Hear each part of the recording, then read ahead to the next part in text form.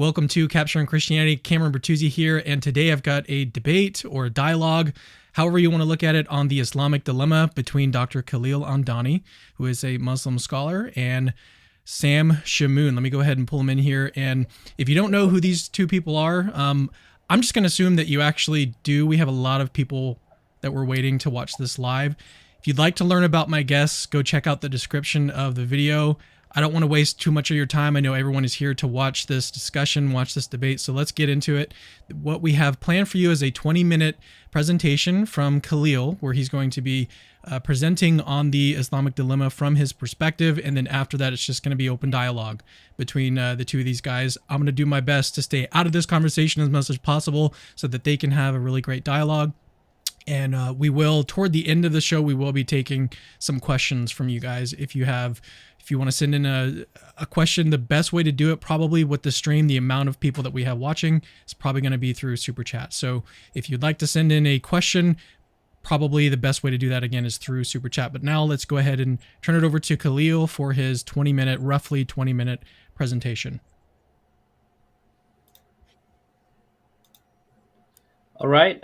Thank you so much to Cameron for hosting this entire event. Thank you, Sam, for making the time to have a chat with me.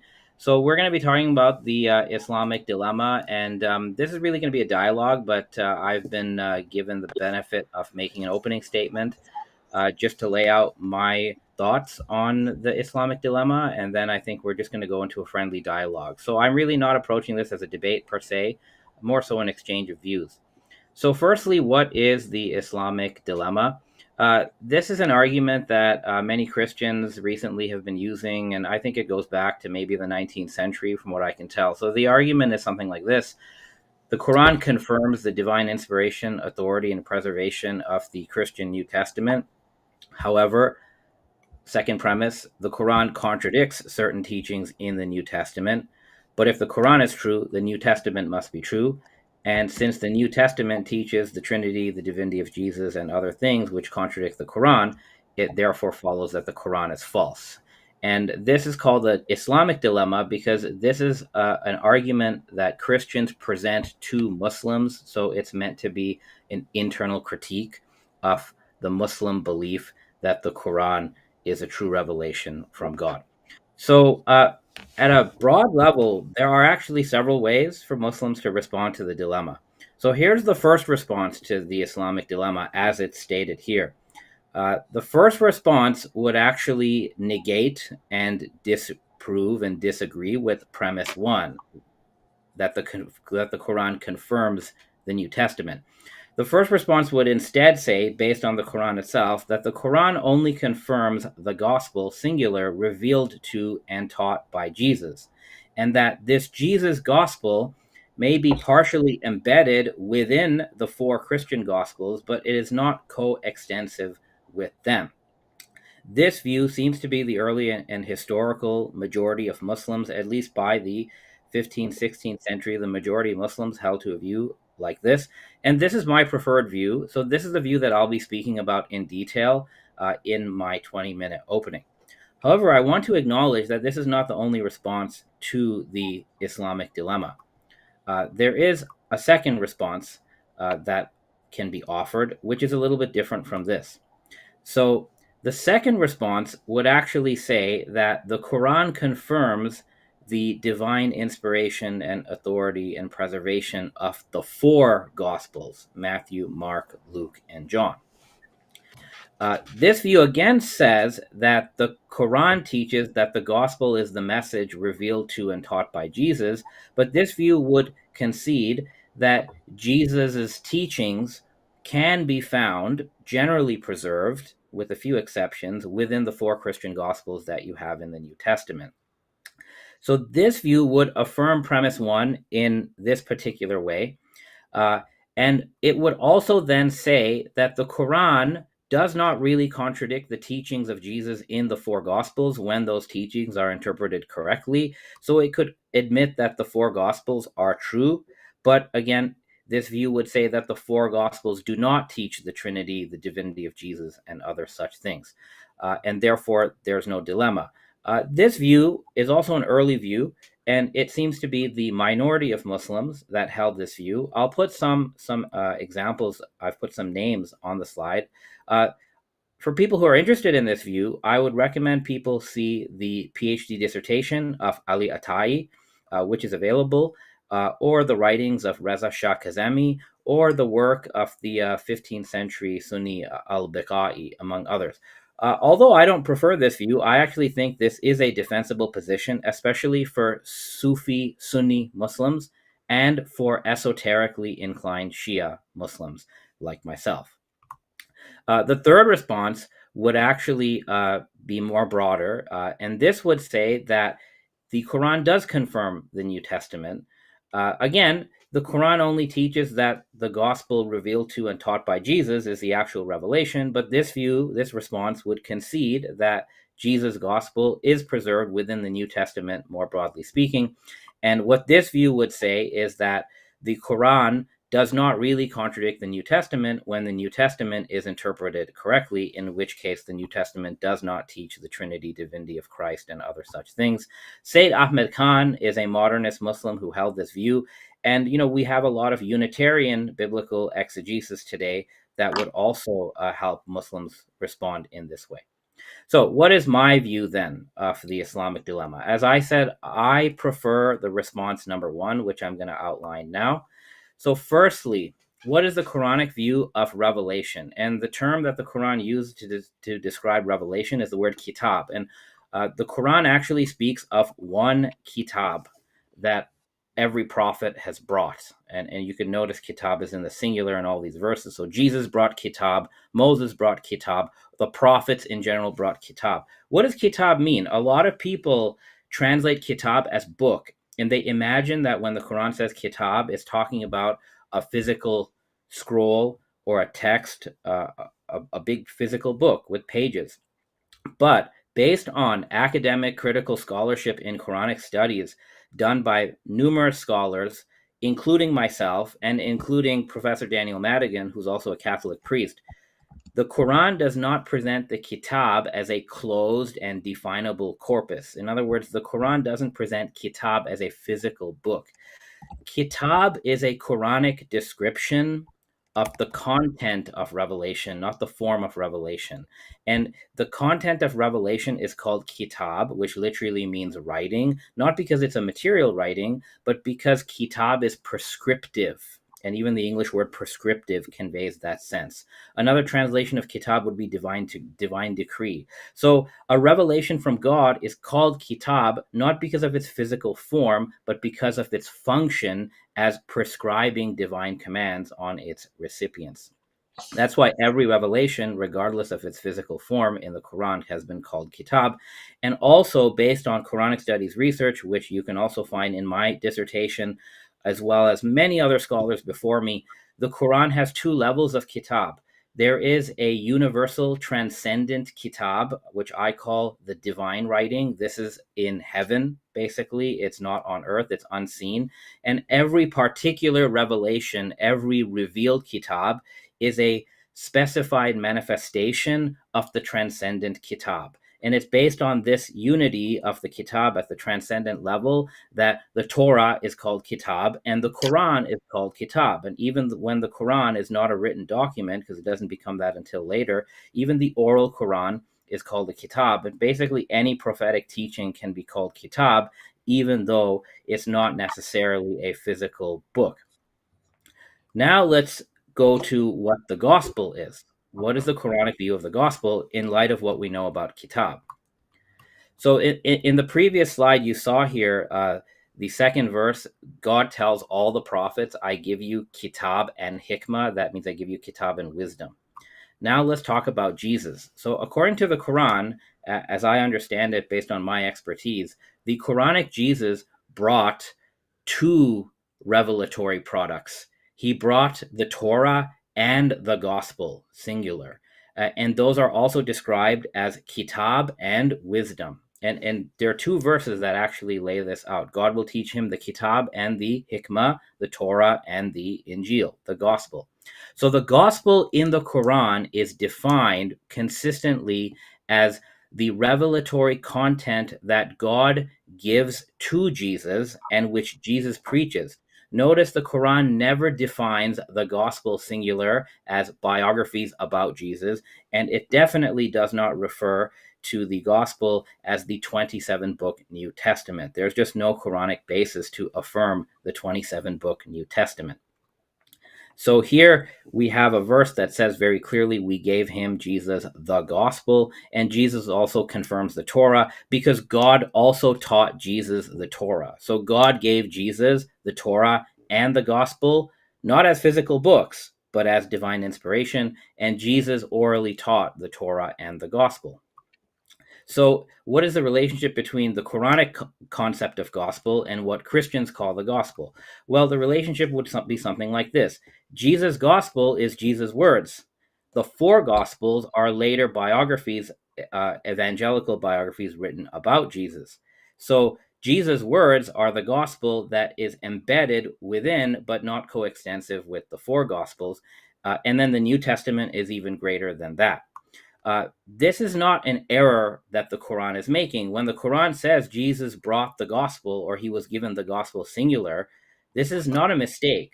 The Quran actually fully understands what is really going on here, because the earliest meaning of gospel, euangelion, that you find in the four gospels themselves is the teaching of Jesus. Right? There are numerous verses that says Jesus proclaimed the gospel singular or euangelion of God.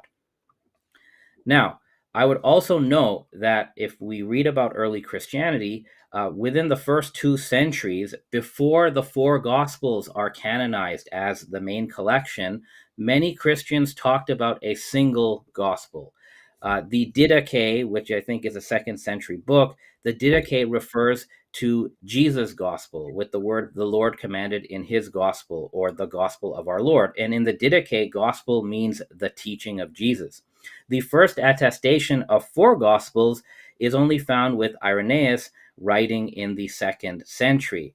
And we should also note that when Irenaeus talked about four Gospels, many other Christian groups were only adhering to a single gospel. So even when they talked about the physical form of the gospel, Marcion only had one gospel. Justin only talks about one gospel. Tatian combined the four gospels into one gospel. The Ebionites only had one gospel. The adoptionists only had one gospel. Irenaeus says this himself. So the one gospel model is actually more antiquated and more closer to the original than the four gospel model. And I think what the Quran is doing when it says Jesus brought the gospel, I think the Quran is actually restoring the earliest Christian understanding of what the single gospel is. All right. So, does the Quran say the Jewish and Christian scriptures are corrupted? Now, there's usually several verses. I've put some of them on the screen. And these are verses that Muslims often cite to claim that there is a corruption of the Jewish and Christian scriptures. But let me specify what corruption means, right? This is not to say that, okay, the Bible has manuscript problems. The corruption that's described here is that false teachings have been mixed with genuine revelation. And that mixing happens, and then what the Christians canonize as the New Testament is already a mix of genuine revelation and revelation that's not really revelation, but which people claim is revelation. So when we say corrupted, what's being corrupted is not simply the biblical canon, but the very notion of revelation is being corrupted. Now, I know other people interpret these verses differently. They may say only the meaning of the revelation is corrupted, and I know Sam disagrees, and that's okay. But I would simply point out that if a Muslim believes that the revelation of Moses and the revelation of Jesus have been corrupted and they no longer exist in their original form today on the basis of the Quran, a Muslim is on very firm ground to hold this belief. Professor Walid Saleh, Quranic Studies professor, University of Toronto, says that the majority view of critical scholars is that all these verses above imply an accusation of textual tampering. Again, he says the scholarly consensus is that the Quran does indeed make the charge that Jewish and Christian scriptures have been textually corrupted. So this is the view of the majority of Quranic studies scholars. So if a Muslim wants to deny that the Torah and the Gospel are preserved to this day, a Muslim is on very strong grounds to make that claim. They do have the backing of a lot of academic scholarship. Now, what else does the Quran have to say about the Bible? Well, and I'm going to go through this very quickly because I can't do all the examples, but if you read through the Quran, we find the Quran consciously, not accidentally, but consciously opposes and corrects stories, beliefs, and claims that are either in the Bible or interpreted from the Bible. Here's a long laundry list of them, and I'm happy to discuss some of these later. So for example, I believe the Quran opposes God being a trinity. I know that some people, perhaps our guest today, disagree. Some people think the Quran affirms the Trinity, so maybe that's something we can talk about. The Quran opposes the sonship of Jesus.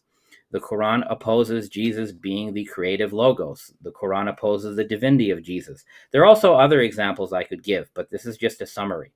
So, according to Gabriel Reynolds, the Quran is not simply borrowing or doing this by accident. The Quran is consciously reshaping biblical material to advance its own religious claim. So the Quran, the author of the Quran, I believe, knows what's in the Bible. He knows what's in the New Testament, and he's intentionally opposing certain teachings that are in the New Testament. That's probably what's going on here. We even find that the author of the Quran, according to Imran al-Badawi, consciously corrects and re-articulates certain texts that are found in the Aramaic Gospel, so the fourfold Gospel collection. According to al-Badawi, 20% of the Gospel of Matthew is in dialogue with the Quran, and overall, 12% of the Gospels are in dialogue with the whole Quran, and the Quran is in close dialogue with the text and context of the Gospels. So the Quran does not demonstrate a superficial awareness of the Gospel text. So the author of the Quran knows what's in the Gospels, and he or she is actually engaging with the content of the Gospels, often correcting, re-articulating certain things that are in there. All right. There are verses that people who've advanced the Islamic dilemma, they like to quote certain verses to claim that the Quran affirms the scriptures that are with the Jews and Christians, i.e., the Quran affirms the canons. So here's a verse that says, he descended on you the book with truth, confirming, and there's a translation here that says confirming what is between his hands or his two hands. And I've seen this translation being used, but I would point out, if you check who these translators are, they have no academic or traditional credentials. And a more accurate rendering of this verse would be, he sent down to you the kitab, confirming what was before it. Okay, so this phrase, Baina Yadeh, this is what's in dispute here. It literally means between two hands. It does, but this is an idiom in Arabic, and the idiomatic meaning is in front of or before. Can it mean in front of? Yes, but in the Quran, Baina Yadeh also means temporally before. God sends the winds before his mercy. Believers give charity before their private meeting. 9 verses speak about the Quran or the Kitab as confirming, in my view, what was before it. Okay. And I would argue that this hyper literal translation of confirming what is between its two hands is incoherent for 2 reasons. Number one, the Quran or Kitab is not a physical spatial reality. It doesn't have hands, it's an oral recitation. And number 2, the physical Bible was not standing before the Quran or in front of the Quran when the Quran is being recited. So Baina Yadehi cannot mean between its two hands, i.e., between the Quran's two hands. A proper translation would be confirming what was before it, and this is both found in Tafsir and in most English translations. All right. Another set of verses that people like to use to argue the Islamic dilemma is that the Quran is confirming what was already with you or what is already with them. And I found this expression in about 6 verses. Sam and others argue that it means the Quran is confirming the Old and New Testaments. Okay, that's one possibility, but I would rebut that with 4 different ways. First, the phrase what is with them does not entail everything that is with them, nor is it specific enough to say the scriptures that are with them. So you either have to read this as everything that is with them or some of with them. Now, if one claims that this means everything with them is confirmed, then we need to be aware that the Christians in Arabia have with them many things that today's Christians would consider heretical, like Monophysite creeds, Apocrypha, Nestorian creeds, even Jewish Christians, according to Patricia Crona, who Jewish Christian beliefs are with them. So then, therefore, the Quran is confirming a whole bunch of Apocrypha and heresies if you read everything with them as, all inclusive. Second reason why, um, all the verses that say confirming what is with them, in the same chapter, the Quran denies a belief that is also with them. God having a son, the Trinity, the Eucharist, divinity of Jesus, right? Same surahs contradict a belief that is also with them. So everything with them cannot be a universal statement.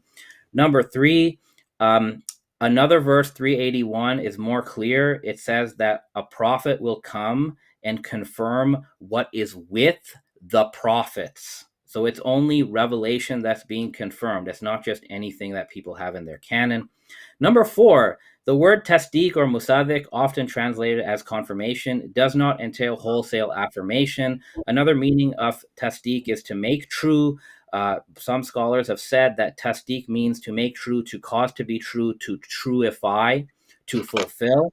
According to Nikolai Sine, confirmation is not to be confused with mere reiteration, but may involve a degree of authoritative modification and rectification. So the Quran confirming something that comes before can also include the Quran correcting what comes before. Now, I'm out of my time, so I'll just close off over here by making one more point. The last point I'll make is this. Let's say you're not convinced by my response to the Islamic dilemma. That's okay. There are two other responses. But regardless of what response you go with, all Muslims will point to this verse. The Quran refers to itself as a muhayman, a supreme authority over the prior scriptures, whether they're preserved or not. This term has many meanings, but some of the meanings include the Quran as a judge, a trustworthy, and a controller over previous scriptures. And for this reason, the scholar Nikolai Sinai has said quite clearly that according to the Quran, Muhayman means that the Quran has authority over the previous scriptures. The Quran is the unimpeachable standard for the validity of statements about the content and meaning of prior revelations. As he says, the Quran is the decisive corrective against other revelations. The Quran is the ultimate arbiter. So even if I have to accept that the Bible is preserved, which I don't, but even if I did, because this is an internal critique, as a Muslim, I would use the Quran as the decisive criterion to interpret and recover the correct meaning of the Bible. So in that sense, I believe Muslims are clearly able to answer the Islamic dilemma. Thank you, Sam, and thank you, Cameron, for allowing me to be part of this. Sure. All right. So at this point, we're about to turn to open dialogue, and this portion will last. We'll see. I mean, like I said at the beginning of this stream, we are gonna, at least the plan is to take questions. So if you'd like to send those again, try to send them as super chats. I anticipate getting quite a number of questions for my two guests. We've got 1,300 people watching right now, but looks like we've only got about 300 likes. I want to encourage you guys, if you like this video, you like this content, you're enjoying this so far, hit the like button. Let's get those numbers up. Those are rookie numbers. So let's go ahead and now turn it over to Sam. So Sam, would you like to begin with just kind of laying out like your view of the Islamic dilemma? Like how would you describe the dilemma itself? I mean this. I really love Dr. Adani. He's a professional academic, so I love his approach. And the one thing I want to say is, in your articulation Islamic dilemma, I don't know if you're aware that when you say the Quran contradicts the Bible and therefore can't be confirming it, that's part of our dilemma. That's actually part of the argument. So this is why when you're saying these statements that the Quran cannot be confirming everything that's with them because it contradicts it, this is what our argument is. It assumes that it's in agreement with those scriptures, but it contradicts them, and hence the Quran is not a revelation from God. Now, I don't know if you're arguing as an academic or you're arguing as a theologian, because when I heard your presentation with Paul Williams, you said you can approach the Quran from two perspectives. Either you can approach it academically, descriptively, and see what the Quran says, or you can approach it from a theological position. From what I heard in your presentation, there was a combination of both. You're assuming that the Quran is revelation, so that if the Quran contradicts the scriptures are wrong. But now let us try to be neutral. Let us not approach it theologically, academically. So when it says confirming all that is with them, you stated, well, that means would it confirm even the apocryphal gospels? Well, that's your dilemma. That's not my dilemma. That's the dilemma that you have to resolve, because there's nothing in the passages you cited, and I have a whole list of them and I can share my screen. And since you went to pre-modern tafsir, and part of your arguments is that you included Sunni tafsirs, I'm going to include them as well. So my question to you is, since the Quran says it confirms what is with them and doesn't qualify it, how do you know that the apocryphal gospels are not inspired? That's your burden. That's your dilemma. So how do you know they're not inspired? You want me to answer? Yes, I'm waiting for it. Yeah. Okay, so the first thing is the Islamic dilemma is a dilemma. It's called the Islamic dilemma because it's an argument that Christians present to Muslims, and it actually assumes a Muslim belief in the Quran. So to answer the dilemma, I have to take a position as a Muslim, which I happen to be. But when we mince over what is the correct meaning of the Quran, because that's what the dilemma comes down to. The dilemma comes down to you guys interpret certain verses some way, Yeah. I interpret verses another way. So I appeal to critical historical scholarship on the Quran because that is a good indicator of what the Quran means in its own context, just like we would do the same to critical historical scholarship on the Bible, right? So yeah, I didn't want to cut you off. Yeah, so now you're now that's the arguing. first part of your question. Yeah, but you're arguing theologically now, so you're going to come in as a Muslim. Because I was listening to your presentation. That's why I'm going by what you said with Paul Yeah. Williams. So now that you're answering it theologically, since you assume the Quran is revelation, and I assume it isn't. So now the argument of the Quran is to convince the Jews and Christians this prophet is a prophet in the line of the prophets that came before him. And what he has confirms what is with them. And that's one of the arguments he gives, that they should take what he has seriously because it comes from the same source. So now, since you're saying that if we take this, and by the way, I need to screen share. I don't know if, can we screen share? Because I want to Yeah, show my. we can definitely make that happen. So just start because sharing your screen and I'll get it pulled up. yeah, if we can bring this up. Do what? Can I scroll down, or does he have to? No, you let me unshare. Hold on. There we go. Yeah. So now, can you? Is there a way you can enlarge it or no? No, okay, we can't hear you, Cameron. Oh, sorry about that. I had my mic muted. You're going to have to scroll on your end. There you go. Oh, You have to zoom in. all right, okay. So you said confirm doesn't mean everything. Well, you have to first demonstrate that, not by going to a passage that says, well, see, in that same Quran, it then contradicts what is found in those scriptures. Well, are you admitting then that this statement is referring to the scriptures in the possession of the Jews and Christians, which would be the New Testament? But you're now assuming that it doesn't confirm all of it, but some of it? Because for you to go to chapter 2, verse 116 or 117, to show that it denies that Allah has a son, therefore, this cannot mean it confirms everything. So that implicitly affirms that the Quran is acknowledging the New Testament and the Old Testament, but not all of it. So earlier you said that the Quran does not at all acknowledge the New Testament. It's aware of it, but doesn't acknowledge it or even appeal to it. So what are you saying exactly here?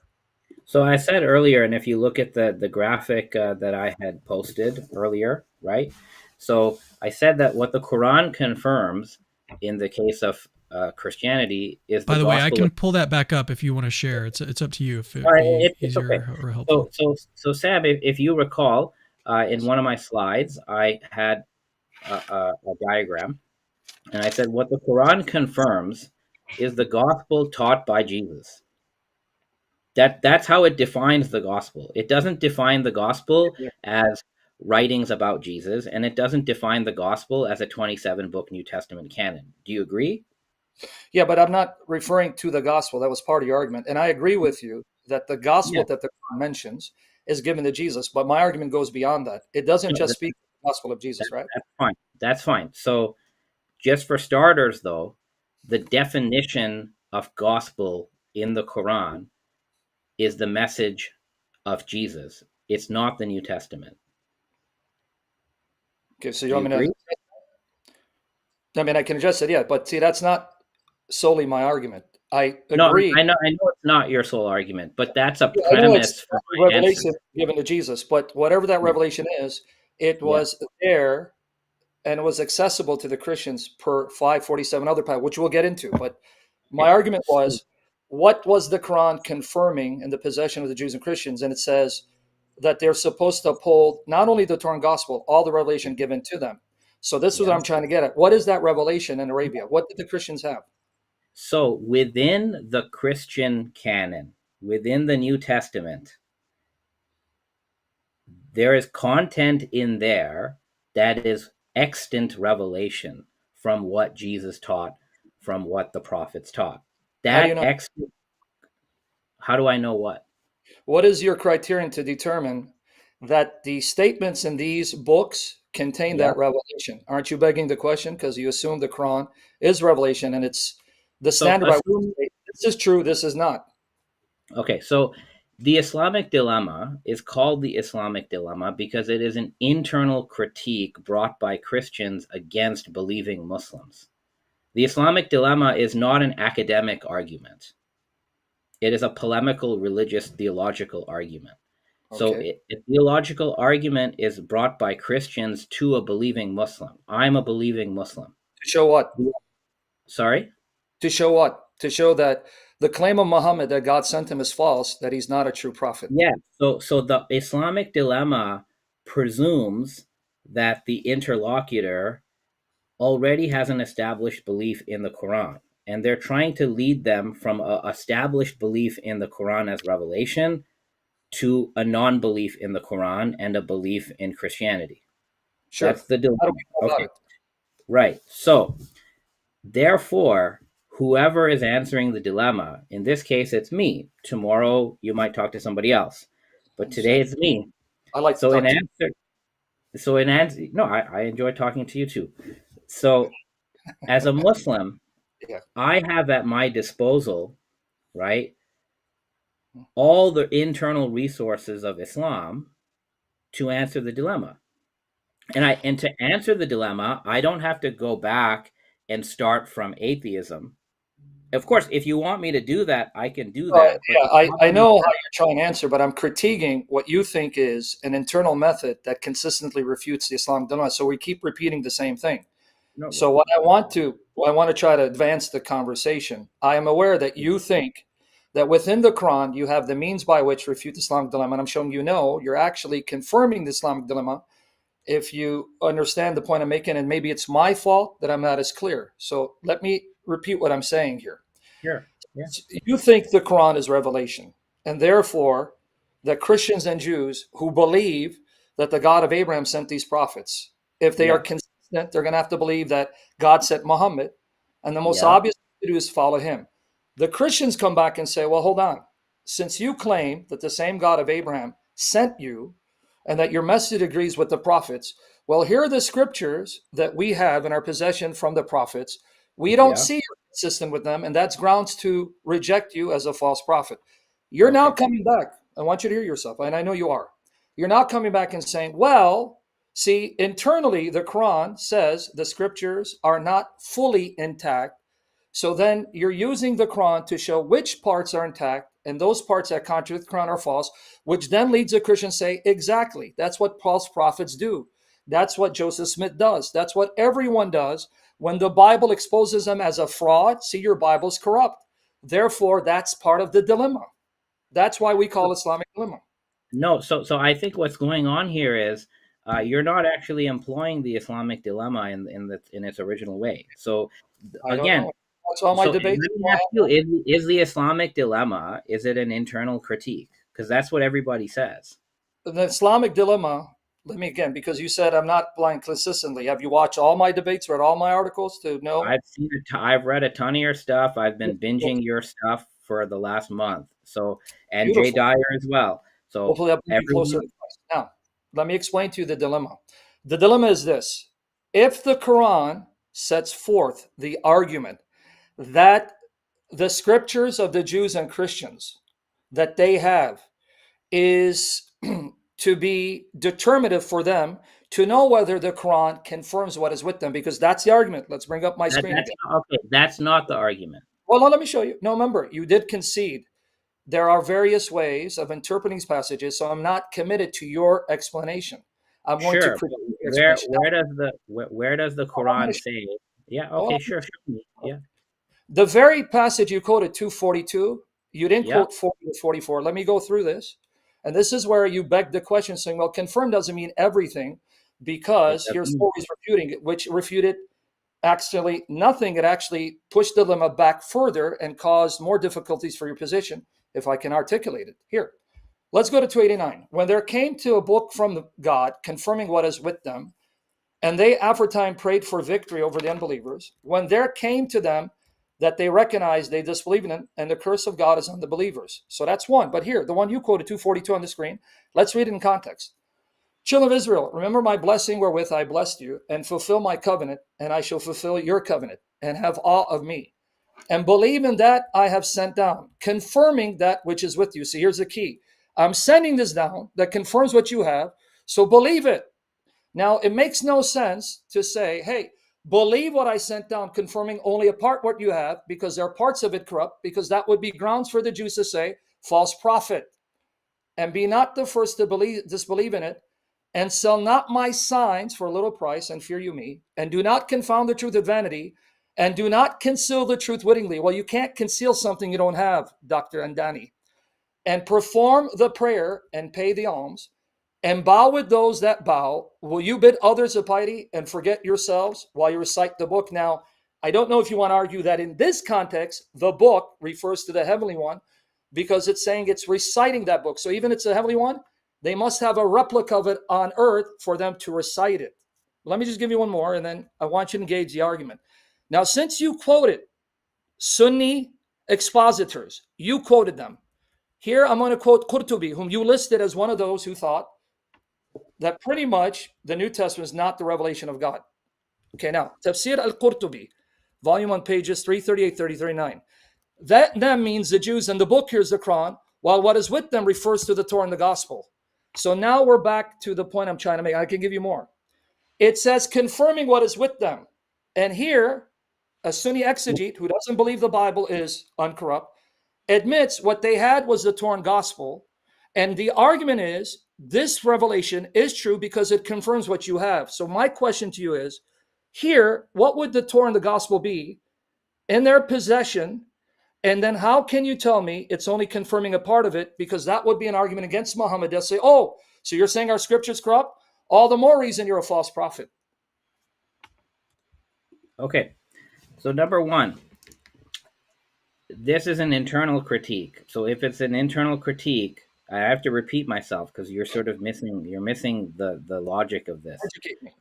Yeah. So when you make an internal critique, you grant the belief system of the other side, and you try to start with their belief system and you try to lead them out of their belief system. Okay, that's an internal critique. And later today, if you want me to show you, I can show you 4 Christian dilemmas that are also internal critiques, just so you can see what this is. That would be too cokey, right? So let's get on the subject. No. I'm just as examples. So firstly, it's an internal critique. You're academic. Yeah. Okay. So the second thing is these verses are not arguing. They're not saying the Quran is true because it confirms what is with you. Yes, it is. It's not. No, it's not an argument. That's what it is. It's not an argument. Reading. Sorry, Dr. Kandani. I'm not here to grant your reading. That's the argument. Okay, so then I don't grant your reading, though. Okay, but I so don't grant your reading. So then your dilemma doesn't work. If your dilemma relies on me granting every way you read the Quran, then your dilemma is just talking to yourself. Okay, no. What it proves is the point we've been making. The Muslims cannot deal with their own scripture, so they have to argue the way that you're actually making my case. So I just want to make it clear how you're making my case. This is where you're up against the wall, because if you just read the text, someone comes to the text, and not assume what you're assuming, just reading it, the argument is clear. You should believe this book because it confirms what is with you. But then the Jews are saying, No, it doesn't. It contradicts your false prophet. You see the dilemma, so you have to deny it, which you're actually making my case. This is your dilemma. You can't grant the plain reading because there's nothing in the context that says it only confirms a part of what they have. Can you show me that in the verse? Okay, so two things. Number one, there's the word because is not there. It's not saying Doesn't need believe to. in, it doesn't say believe in the Quran because it confirms. The phrase confirming what is with you is describing, it's more like an adjective. It's just describing what the Quran does. It's not saying What does it believe do? in X because it confirms what is Okay, with what you. does it do though? You're saying so believe in X. Sam, Forget. Okay, let's let Khalil kind of finish his point here. okay. I'm sorry, my Okay. apologies. Because I'm saying Because we're the word liana, because, is not there. You can check the Arabic. It's not there. it So it's doesn't need. not presented. This is not presented as an argument the way you're claiming. Now, I get you read it that way, but Okay, can I'm you? not I don't mean obligated to to. cut you off. I'm sorry. I don't mean to. I just want to bring up my article. You keep splitting it down. Bring it up. So okay, okay. Sorry, I apologize. Continue. I don't mean to cut you off. My Yeah, apologies. I just want to bring it up. it's okay. Uh, So, so I'm not obligated to read the verse that way, okay? Because actually, what's going on here is the confirmation, and I've already talked about this, right? There are multiple reasons why it's not confirming everything. Because in Surah 2, right, there are beliefs that are with the Christians, such as the sonship of Jesus, which are denied. So, what I think you're doing, and this is a broader point that applies to what you said at the beginning of this discussion. So, you said that, all these examples where the Quran opposes a biblical teaching, you use that as a data point for premise two, but that data is also relevant against premise one. okay. Okay, do you understand what I'm saying? So Yeah. premise one is the Quran affirms the Bible or affirms the New Testament. That's premise one. Premise two is the Quran opposes the teachings of the New Testament. But Okay. all the data that you furnish for premise two is a knockdown of premise one. Okay. And the But the you're just only way you could argue the only way that you could sort of make an arbitrary split and refuse to apply the same data to premise one that you put into premise two is by just being arbitrary, by having an assumed conclusion. can I But address your point? Because I this is not like I'm not China, but we need to interact more than just okay. Uh, Doctor, you want to have your cake and eat it too. I want people to go back and hear your presentation. You yourself admitted that there is a minority view. I don't know how you determine it's a minority view because it's a significant minority view, and I can list Bukhari and others, but I want people to go back because he wants his cake to eat it too. Did we not hear you say that one plausible interpretation, which is not yours, is that yes, the Quran confirms the New Testament, and yet it doesn't teach divine sonship in the Trinity. So your point is moot because what the Quran would be attacking is the sonship attributed to Christ by Trinitarians. But you acknowledged that you can read the New Testament away as Unitarians do and deny the divine sonship of Christ and the Trinity. So that means, even according to your argument, the Quran is not contradicting the contents of the New Testament. So why do you want your cake and eat it too? so that's part of response number three. My whole presentation was an elaboration of response number one, and I said that. But But I'm if engaging with you, what you're saying. the thing is, Sam, you don't buy what I said, which is fine. Like you have every right to be not convinced, and maybe the audience is not. That's okay.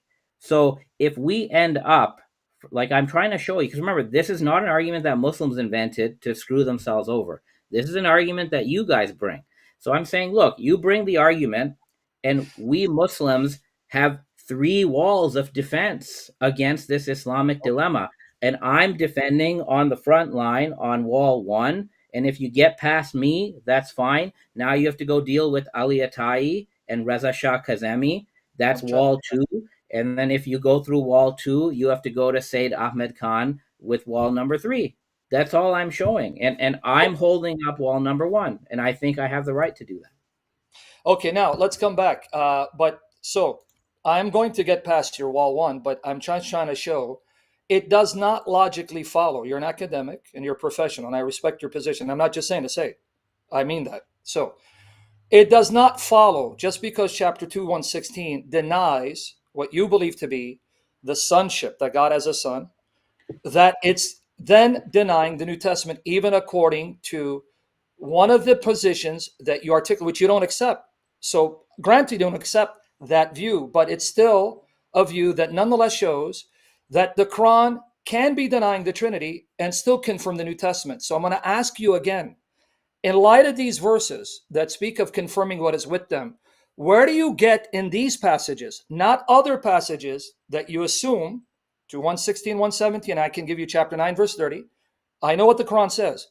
You're assuming that because these statements say God has no son, and the Nasara, who say that Messiah is the son of Allah, Allah fight them, that means it's contrary to the New Testament. No, it would only mean it's contradicting their interpretation, which falls under one of the passages you cited, chapter 3, verse 78. They twisted with their tongues, but it doesn't mean that the Quran is attacking the text. So I'm trying to have you prove to me from these verses that it's saying the text is corrupt. You haven't done that, Dr. Adani. So I'm waiting for the evidence. Give it to Okay, me. so again, Sam, you assume that the Quran confirms the New Testament. You assume it, and then you want evidence that it doesn't confirm it. But you have to first show me, where does the Quran say this 27 book New Testament is revealed by God? Where does it It say that? that way. It says, Where does it say confirming that? what's with them. I'm going to answer you, Sir, I promise you I'm going to answer you. Yeah, so I where? promise you. Okay. When it says confirming what was with them, and in 566-68, it says that the Jews and Christians are to uphold the Torah and the gospel and all the revelation sent down to them. I'm going to ask you again, historically, what is that revelation given to them? See, I'm asking you, you're not answering. So I'm going to ask you again. It's not just Torah and gospel. You focus on the gospel. It goes beyond the gospel. It talks about what is with them, and they didn't just have the gospel. Even if you want to put in the apocryphal gospels, that's your dilemma. That means the Quran is confirming those apocryphal gospels, and therefore the canon of the Christians is bigger, not smaller. But specifically in 566, let me show it to you now. 566, 68, and I can bring in the study Quran, which is also modern Quran. I'm just telling you, it's not my view. So people think it's no, you even admitted it in your opening. I want Christians to go back, clip this. He admitted, yes, there have been Muslims in the past, and there are also present Muslims who agree with my view. The Quran does not teach that the Old and New Testaments are corrupt, but they are the scriptures entrusted to the Jews and Christians. Now, Dr. Andani, even though you threw these two under the bus, I'll ignore them. I'll just go with what it says. I won't read Torah, Old Testament. I'll just read it as Torah and I mean, it Gospel. doesn't say Old Testament. You're No, using these no, but amateur translations. no, it's It not an says amateur because Torah. It says Torah and Injil. I don't know why you all right, use. I'm going to challenge you, Dr. Andani. Show me where the Torah in your Quran is something that is defined as given to only one prophet. Where does it say that? Well, in Surah 6, you have to realize that in the Meccan period, Torah and Gospel are not used. Only Kitab and Hikmah Yes, are I do. used. So in Surah 6, it describes the Kitab given to Moses, That's the in which, Torah. oh, I'll get there. Please get So there. yeah, so Surah 6 describes the word Torah is not in the Meccan part of the Quran. We have to keep that in mind. Torah and Injil only are used in the Medinan part of the Quran. So in the Meccan part of the Quran uses this generic term kitab.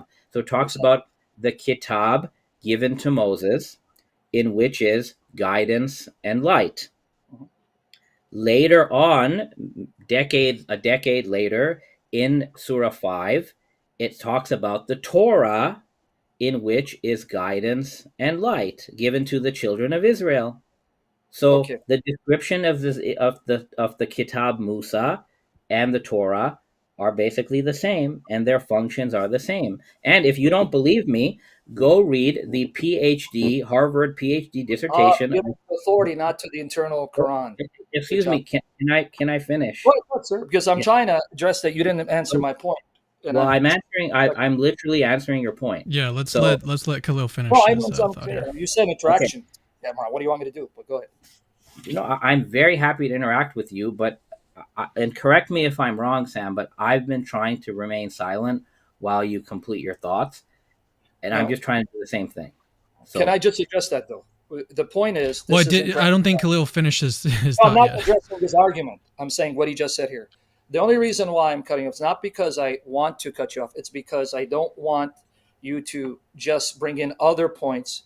And when you bring a point, I want to address it immediately, lest it becomes lost. That's the only reason why I'm doing it. But finish your point, because I just want to repeat what you said.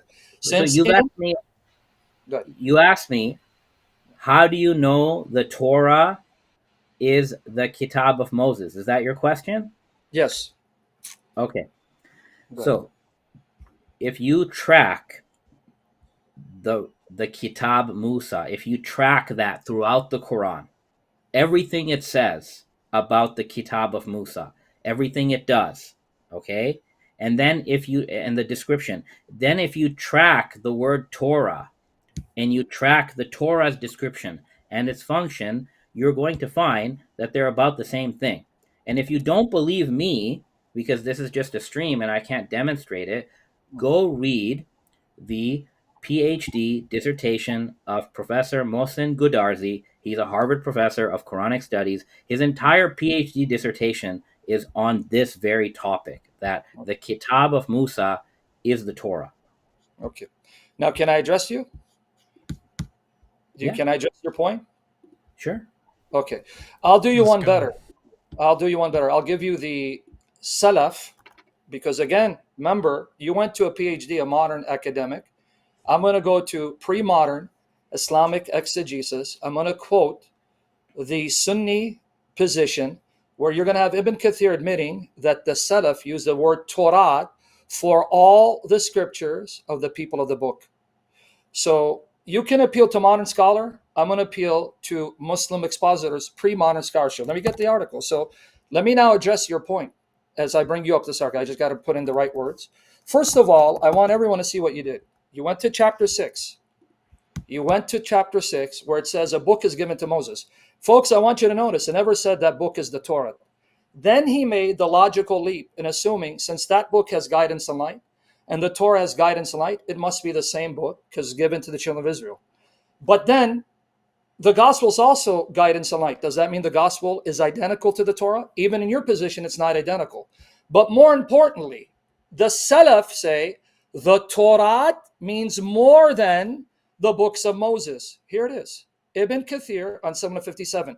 Please don't throw Ibn Kathir under the bus because you referenced him as one of your points that agrees with you. New Testament is not that revelation.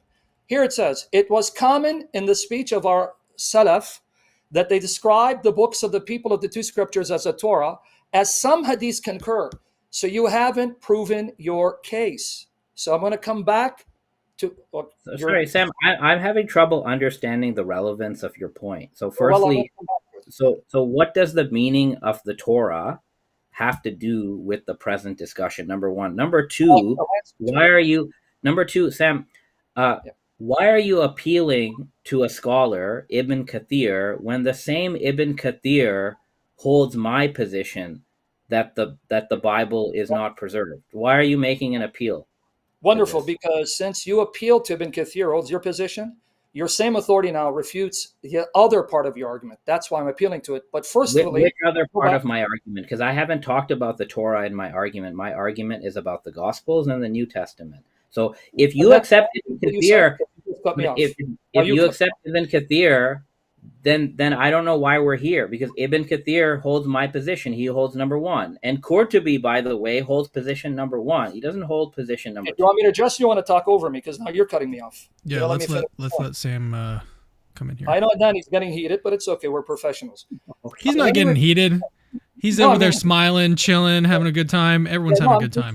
okay. Let me repeat I'm why. having fun, so please go ahead. I'm No, enjoying it's okay. this. I love you, guy. You're a professional, man, and I'm honored to share the platform. I mean it because I'm not. I'm just some internet apologist. So for you to share this platform when you actually rub shoulders with academics, that's actually I consider that an honor. So God bless you. But coming back to the issue, if you remembered why I said it, because in your slide You mentioned Ibn Kathir, you mentioned Qurtubi. So since you appeal to them holding your position, I'm using now the very sources that you appeal to show they agree with you, to show now they disagree with you that the Torah is limited to the books of Moses. Now, coming back to the first question, why did I mention it? Because you threw Muhammad Ahmed Samir under the bus saying Torah doesn't mean the Old Testament. Yes, it does. According to Ibn Kathir, they're right, you're wrong. Here, let me read what he says. So you threw these people under the bus, ad hominem them, because they're not academics. Well, I'm not an academic, so why are you sharing the platform with me? But now let's come back to this. It was common in the speech of our Salaf that they describe the books of the people of the two scriptures, Torah. That means Muhammad Ahmad Samira are being more faithful to the historical context of what these terms mean and to Islamic tradition. But that's neither here nor there. We actually forgot the original point. What was the original point? Do you remember what the original point was? When you said, nowhere does the Quran confirm the 27 books in the Testament. And I said, au contraire. Because let's go back to the point, which was the initial point. That's why I stop you. It's not because I'm trying to cut you off. When you keep going on and bringing other issues, I got to keep up. Here, one more time. 566. Now I'm going to ask you the question. We're going to go with your preferred translation, Torah and Gospel. Had they followed the Torah and the Gospel, and what was revealed to them? It's not just Torah and Gospel. It says what was revealed to them from their Lord. And then again it says, tell the people, look, you have nothing unless you follow the Torah and the Gospel, and that God has revealed to you. So I'm going to ask the question, which I didn't get an answer to, at least maybe not to my satisfaction. Since the Quran doesn't just say the Torah and the Gospel, it says Torah and Gospel, whatever was revealed to you, can you now tell us historically what else did the Jews and Christian have that they believed was revelation to them that the Quran tells them to uphold? Okay. So firstly, the opinion of the Salaf does not entail that that's what the Quran means by the word. You know, and we recognize this in modern academia, that the Quranic exegesis of the Salaf or whoever it is, there's a big gap between that and what the Quran actually means. Now, the reason why I put tafsir scholars on my slides is not because I appeal to them, but you appeal to them. You cite tafsir all over your articles. You throw tafsir at various people. So, in anticipation that you would do that, that's the only reason I have tafsir. Why did Paul Williams? When you had a presentation with Paul Williams, that's the reason why you cited them? Because in your 2-hour presentation with Paul Williams, which I watched this week, you said to him, pre-modern exegesis of the Quran.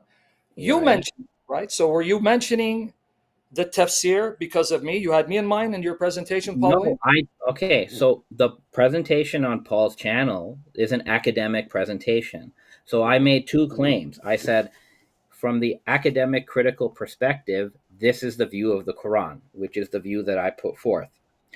Then what we do is, as an academic activity, you track how was the same issue understood by post-Quranic scholars. So as a good scholar, I showed a Mu'tazili view of Jahiz, I showed a Sunni view of Ibn Taymiyyah, and I showed an Ismaili view of Qadi Noman, right? And that's called reception history. I was not telling Paul, you know what, Paul, because Qadi Noman says this, you should believe me. I never made an appeal to tafsir. But what I note is that when you argue theologically, and that's what you do, and I don't mean that as an insult by any means, because I have a lot of respect for theology, and I also do theology in some of my published work. So when you argue theologically with other Muslims, you appeal to tafsir. But I find we're quite selective. So when Ibn Kathir says something that's making a mini point that you like, you'll quote Ibn Kathir. But then when Ibn Kathir says, for example, his commentary, Surah 12, verse 111, where he says the Quran only confirms parts of the scriptures of the people of the book that are true, and it doesn't confirm parts that are false, that's my view, you say no, that's inadmissible. Can I address that point before we go into other points? Because you brought up a lot more points. Yeah. How do you see consistency in your approach of citing, like sometimes like Ibn Jurayj, his opinion on Muhayman, you throw that out, but then you'll find him quoted in another one of your articles about something else, and you'll approve that. Very easy. Very easy. I mean, you've studied, you know this. When Ibn Kathir says something that's not in the Quran, and he reads into the Quran like you do, that's when I question the validity of his exegesis. Because even chapter 12, verse 111, what you appeal to, I will challenge you to show me in chapter 10. In fact, if Cameron can bring up my article again, I don't know where this guy disappears to. Cameron, we need the article, brother. Stuck for Allah. I don't disappear anywhere. I'm right here. Okay. So now here's my criterion right here. I'm going to show you. 1 second. Let me get it for you. Let me get it here. The reason why I reject Ibn Kathir, because even Ibn Kathir will acknowledge there are others besides him, like Bukhari, that doesn't accept his position, and Ibn Qayyim al-Jawziyah, who is another disciple of Ibn Taymiyyah, which you also referenced at the very last point with Paul Williams. And I have Ibn Taymiyyah. But even Ibn Kathir doesn't have the unanimity of even his contemporaries agreeing with him. And more importantly, chapter 12, verse 111, the context doesn't say only a part of it. Let me just bring it up. Sorry, I just got to bring it up. No, but Ibn Kathir says it's only a part of it confirmed. That's his opinion. The verse itself doesn't say it. So when Ibn Kathir clearly is reading his bias into the verses like you have been doing, and the verse doesn't say it only confirms a part of it, but it confirms what is there, then when Ibn Kathir says, well, we got a problem here, folks. And what's the problem? Let me just get the verse so people see what we're talking about. I got too many articles on this, and I can't track with my own article. You do realize that I gave you a very good reason to conclude the Quran is only confirming a part of what is with them. So if I write an essay, and at one part of my essay I say I agree with the views of Cameron Bertuzzi on whatever, and then in the same essay I pick out a particular opinion of Cameron Bertuzzi and I say this I believe is wrong. Yeah. You would just read the first part of what I said, but you would ignore what I say on page 5, or you would accuse me of logically contradicting myself. I think the most charitable reading, based on the basic principle of charity, if I say I agree with Cameron on page 1, and then on page 5 I pick out one belief of Cameron, oh, he's a Catholic and I think that's wrong, nobody would say I contradicted myself. People would say that you agreed with everything that Cameron says except this particular belief that I called out as being false. The Quran does exactly the same thing. So that's just called a charitable reading. You call it a bias, but I don't think it's a bias to read any text charitably. If I pulled out John 17:3 and said the Father, according to Jesus, is the only true God, the first thing you would tell me is, well, you need to read everything else that's said in John 17 before you use that against me. I don't see how what I'm doing here is any different. All right. Well, now you understand why I stopped you at key moments, because it's fine. I don't mind. But let me go back to your example. Did you hear how you began your example? I've been paying attention. You said, if I said on page 1, I agree with Cameron Bertuzzi on one particular point. I'm just saying what you said. You qualified it. So if you qualified your agreement with what Cameron Bertuzzi wrote, saying, here I agree with Cameron Bertuzzi on this, then I know that you have an agreement in this area, not all areas. But this is where you're begging the question. None of the verses that I've cited make the qualification you do. You make that qualification. No, the surah does. The surah. Let's let Sam finish his Surah his 2, Surah 2, Surah 4. Both surahs say confirming what is with them. I'll get to 4. I promise you. Every verse you have.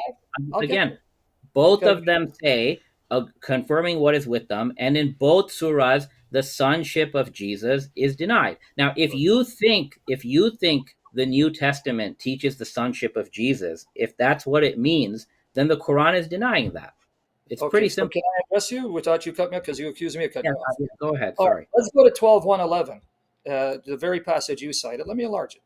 Because you said to me, and I'm going to quote Ibn Kathir. We're not off of Ibn Kathir yet. I'm going to now use Ibn Kathir to prove my point. So we're not done with Ibn Kathir, and I'm going to get to your assertion of sonship. Because even then, We'll get there. Here. However you want. And by the way, I don't know why you made a big deal about between his hands. No one takes that literally. It's an idiomatic phrase. And by the way, it's not just Muhammad Samira. It's Muhammad Assad. Go read his commentary, his I explanation of did. what that is. Okay. I did. But he doesn't interpret it your way. Can I That's make a the bit point? deceptive. So, Cameron, how come you don't tell him he's cut me off when I'm trying to I make did. Okay. I did tell I him. apologize. I thought I was being I did abrupt. tell him. Yeah. chapter 2, verse 111? Okay. We'll If get it there. happens again, Khalil, I might have to mute you. How about that? All right, Sure. then you're going to have to get him out of here. Oh, no, okay. I'm going 12, Get 111. out of here. And now, remember, folks, what he said, that I reject Ibn Kathir's exposition of this passage. Now, you're going to see why. In their narration, information had been example warning to those of the pure mind's hearts. It was information speech to be fabricated, but confirmation, forget about between the hands. We're going to forget about that. What was before it. Now, can anyone tell me where this passage says confirming only a part of it, like he and Ibn Kathir stated?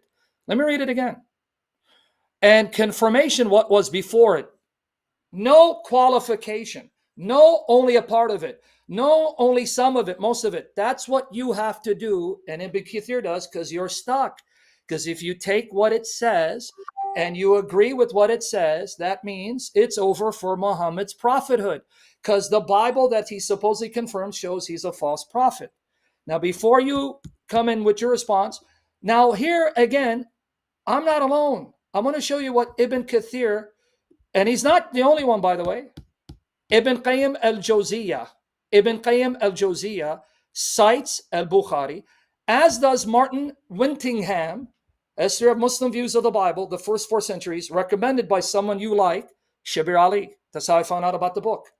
So I want to see Ibn Kathir, who says only a part of it, with al-Bukhari, who disagrees with him. Here it is, al-Bukhari and corruption. This is his note on this section of Kitab al-Tawheed. By the mount and inscribed book, Qatada said that Mastur means written. Yasturan means they inscribe. And Kitab is the whole of the Quran and source. He said, Matal Fizu, excuse my bad Arabic pronunciation. He does not say anything but what is written against him. Ibn Abbas said, both good and evil are recorded. You harafunna, which is the word where we get tahrif, means they remove. No one removes the works. It's a typo from Aisha Bewley. So it's the words of one of the books of Almighty Allah, but they twist them, interpreting them improperly. So now let's see what Ibn Kathir says about this and what others say, modern and ancient scholars. Let's see. Martin Wintingham. What does he say? Right here.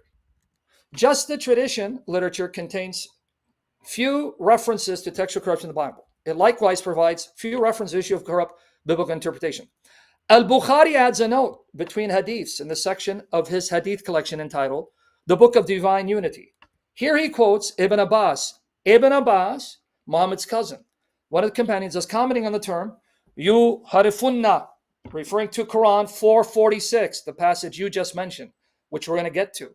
Because in that context, it actually proves Logos Christology, contrary to your assertion that the Quran denies Jesus is a creative word. And you said we can bring that up, which uses this term. Ibn Abbas is reported as explaining "yu harifunna" by saying, but no one removes an utterance from one of the books of God, but they altered it. They interpret it according to the wrong interpretation.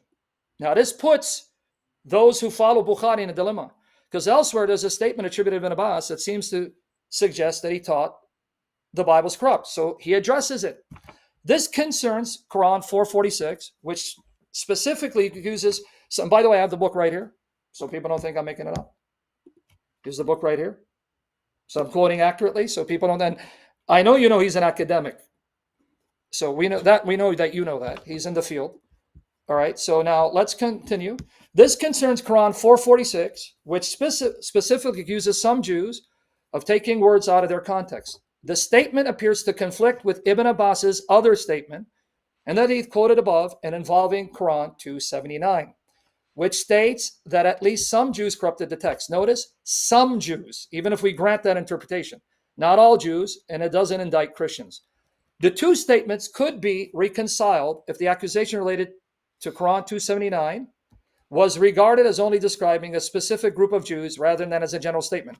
I'll skip the fact that he brings in Al-Darimi as saying the corruption is interpretation, because I want to go to Ibn Kathir. Watch Ibn Kathir. Okay. And Al-Jawziyah quotes Bukhari too, by the way. But I want to go to Ibn Kathir. Here's Ibn Kathir, who in that same passage says, well, it can't mean the Torah and the Gospel they have today because all the Arabic version shows corruption. Again, begging the question. But here's Ibn Kathir, his exposition on chapter 3, verse 78, which you can read online. He quotes Bukhari. All right, here we go. On the other side, that's Al-Jawziyah, sorry, Mujahid, Al-Shabbi, Al-Hassan, Qatada, and Rabbi bin Anas said that, who distort the book with their tongues, means they alter Allah's words. Al-Bukhari reported that Ibn Abbas said that the ayah means they alter and add, although none among Allah's creations can remove the words of Allah from his books. They alter and distort their apparent meanings. So here you have Ibn Kathir saying, Bukhari cites Ibn Abbas to show the books have not been corrupted, they've been misinterpreted. And Al-Jawziyah quotes him too. But I'm going to avoid that because Ibn Kathir doesn't accept this, like you don't. But I'm not obligated to accept Ibn Kathir's rejection because this statement is actually confirmed by the Quran. Your position is reading into the Quran. So that's my response. Let's get Andani back in here. So firstly, we'll let him. Andani, we'll let you go for a while because that was a long one. Yeah. So I'm a little puzzled on what the point is. What point are you trying to make by bringing up Bukhari? Are you just simply trying to say that look, the Muslim belief that the texts of the revelation have been corrupted is not universal. It's not unanimous. No. I already conceded that at the beginning. No, that's not my point. You want me to repeat it so you can address it? I don't want to cut you off, but I want to. I think you've gone long enough, but okay. So you're saying that you disagree with Ibn Kathir. You disagree with Ibn Kathir because another scholar before Ibn Kathir, Bukhari, takes a view different from Ibn Kathir. I mean, that's not news to anybody, right? We know that some member of Ahl Hadith did not believe in the corruption of the text. But if you scroll up a little bit, Ibn Kathir also gave the opinion of Qatada and others who are also Salaf who do believe that the words of God were altered.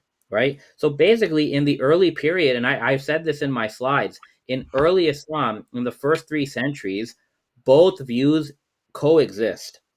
And the view that the actual words of revelation have been corrupted, that view is as early as the 8th century, if not in the Quran itself. And again, I will remind you that according to Walid Saleh, the academic consensus, and consensus here means the majority, not unanimity. The academic consensus of critical scholars on the Quran is that the Quran does assert the textual corruption of prior revelations. And I said a Muslim who accepts that view is on very firm ground.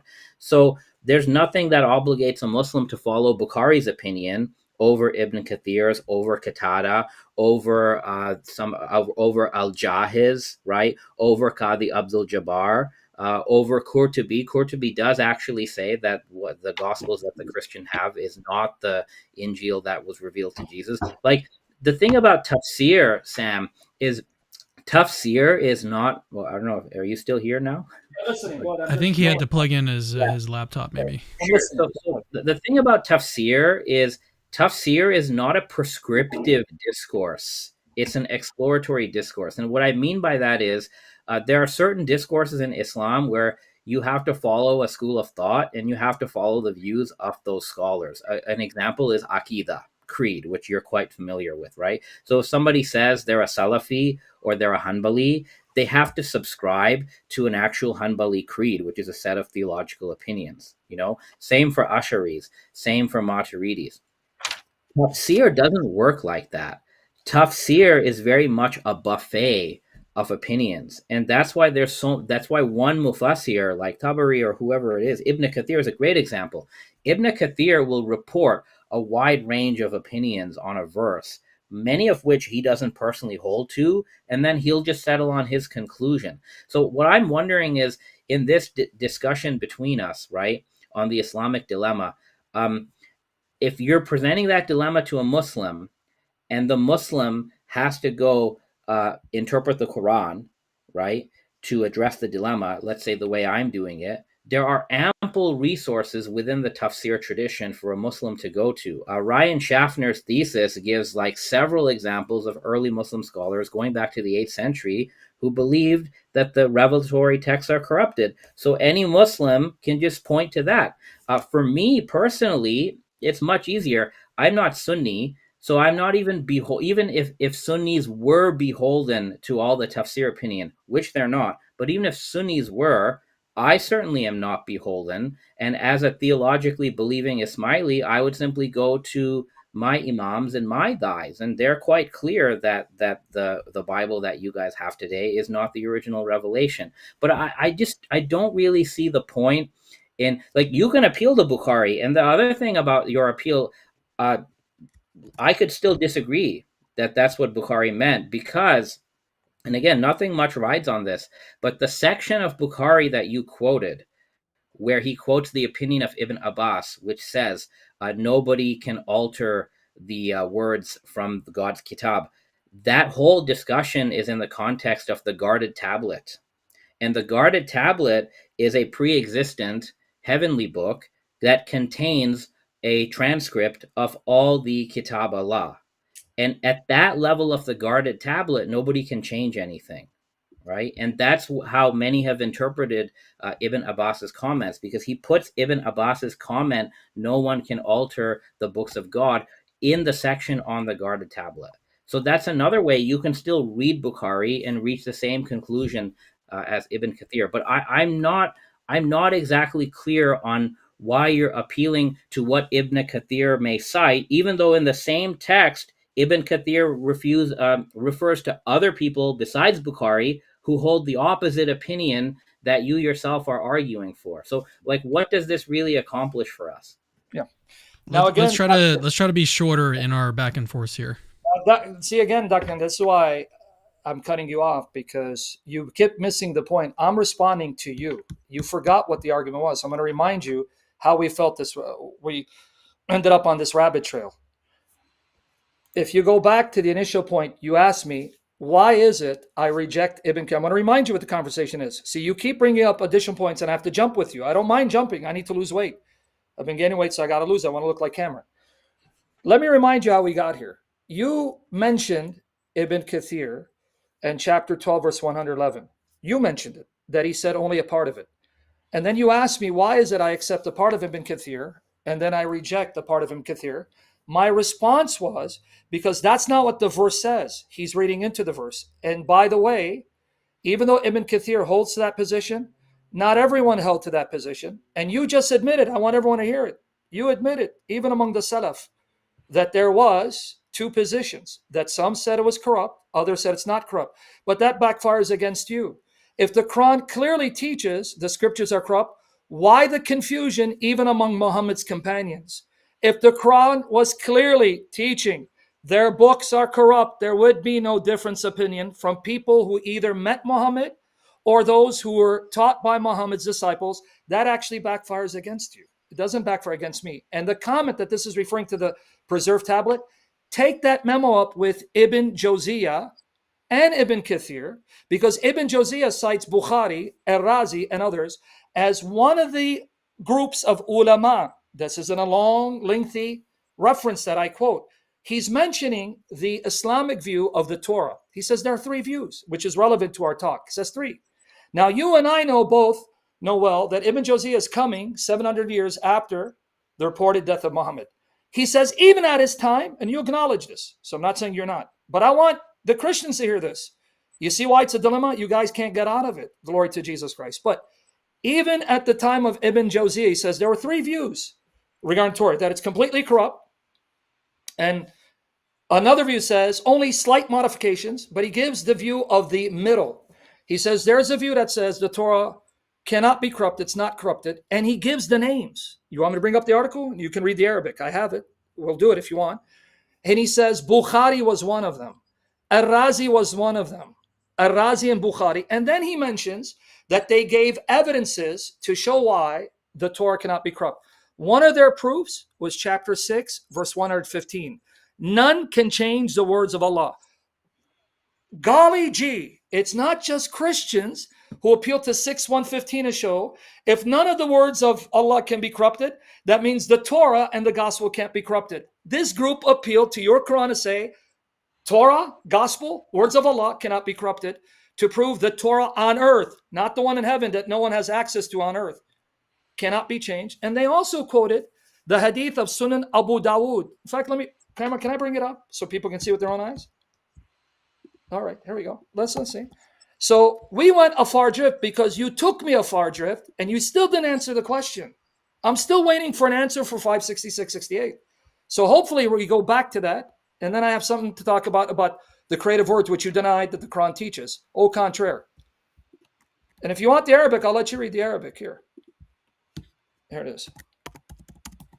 Right here, black and white. Let me enlarge it. Boom. Here it goes. Right here, enlarge it as large as I can so people can see. Right here, where am I quoting? And the Arabic text is right here. Here's the Arabic. Now watch. He mentions the middle view. On the other side, another part of Hadith and fiqh scholars said that these changes took place during its interpretation, not during the process of its revelation. This view is the view of Abi Abdullah Muhammad ibn Ishmael al-Bukhari, who said in his Hadith collection, surprise, David, my boy David, whom I love. He's saying Bukhari's not talking about the heavenly tablet. It's talking about the Torah on earth. And he cites this. And then he mentions Ar-Razi as also saying wholesale corruption of scriptures is impossible because of tawattur, because it was spread all over the world. Well, I'm not saying you have to agree with Razi. I'm saying the view that best comports with the Quran wins out. Your view doesn't comport with the Quran. So I have to read into it. But here, the hadith. Abu Dawood narrated in his collection that Ibn Umar said, a group of Jewish people invited the Messenger of Allah to a house. When he came, they asked him, "O Abu Qasim, one of our men committed adultery with a woman. What is your judgment against him?" So they placed the pillow and asked the Messenger of Allah to sit on it, meant to say sit. And the Messenger of Allah proceeded to say, "Bring me the Torah." When they brought it, he removed the pillow from underneath him and placed the Torah on it and said, "I believe in you and in the one who revealed you." Then said, "Bring me one of you who have the most knowledge." So they brought him a young man who told him the story of the stoning. Now, this group of scholars here, this is Ibn Qayyim, not me. The scholar said, if the Torah was corrupted, he, your prophet, would not have placed it on the pillow and would have not said, "I believe in you, the one who revealed in you." He's talking about their copy, not the one in heaven. Now watch the verse they quote. This group of scholars also said, Allah said, "And the word of your Lord has been accomplished truly and justly.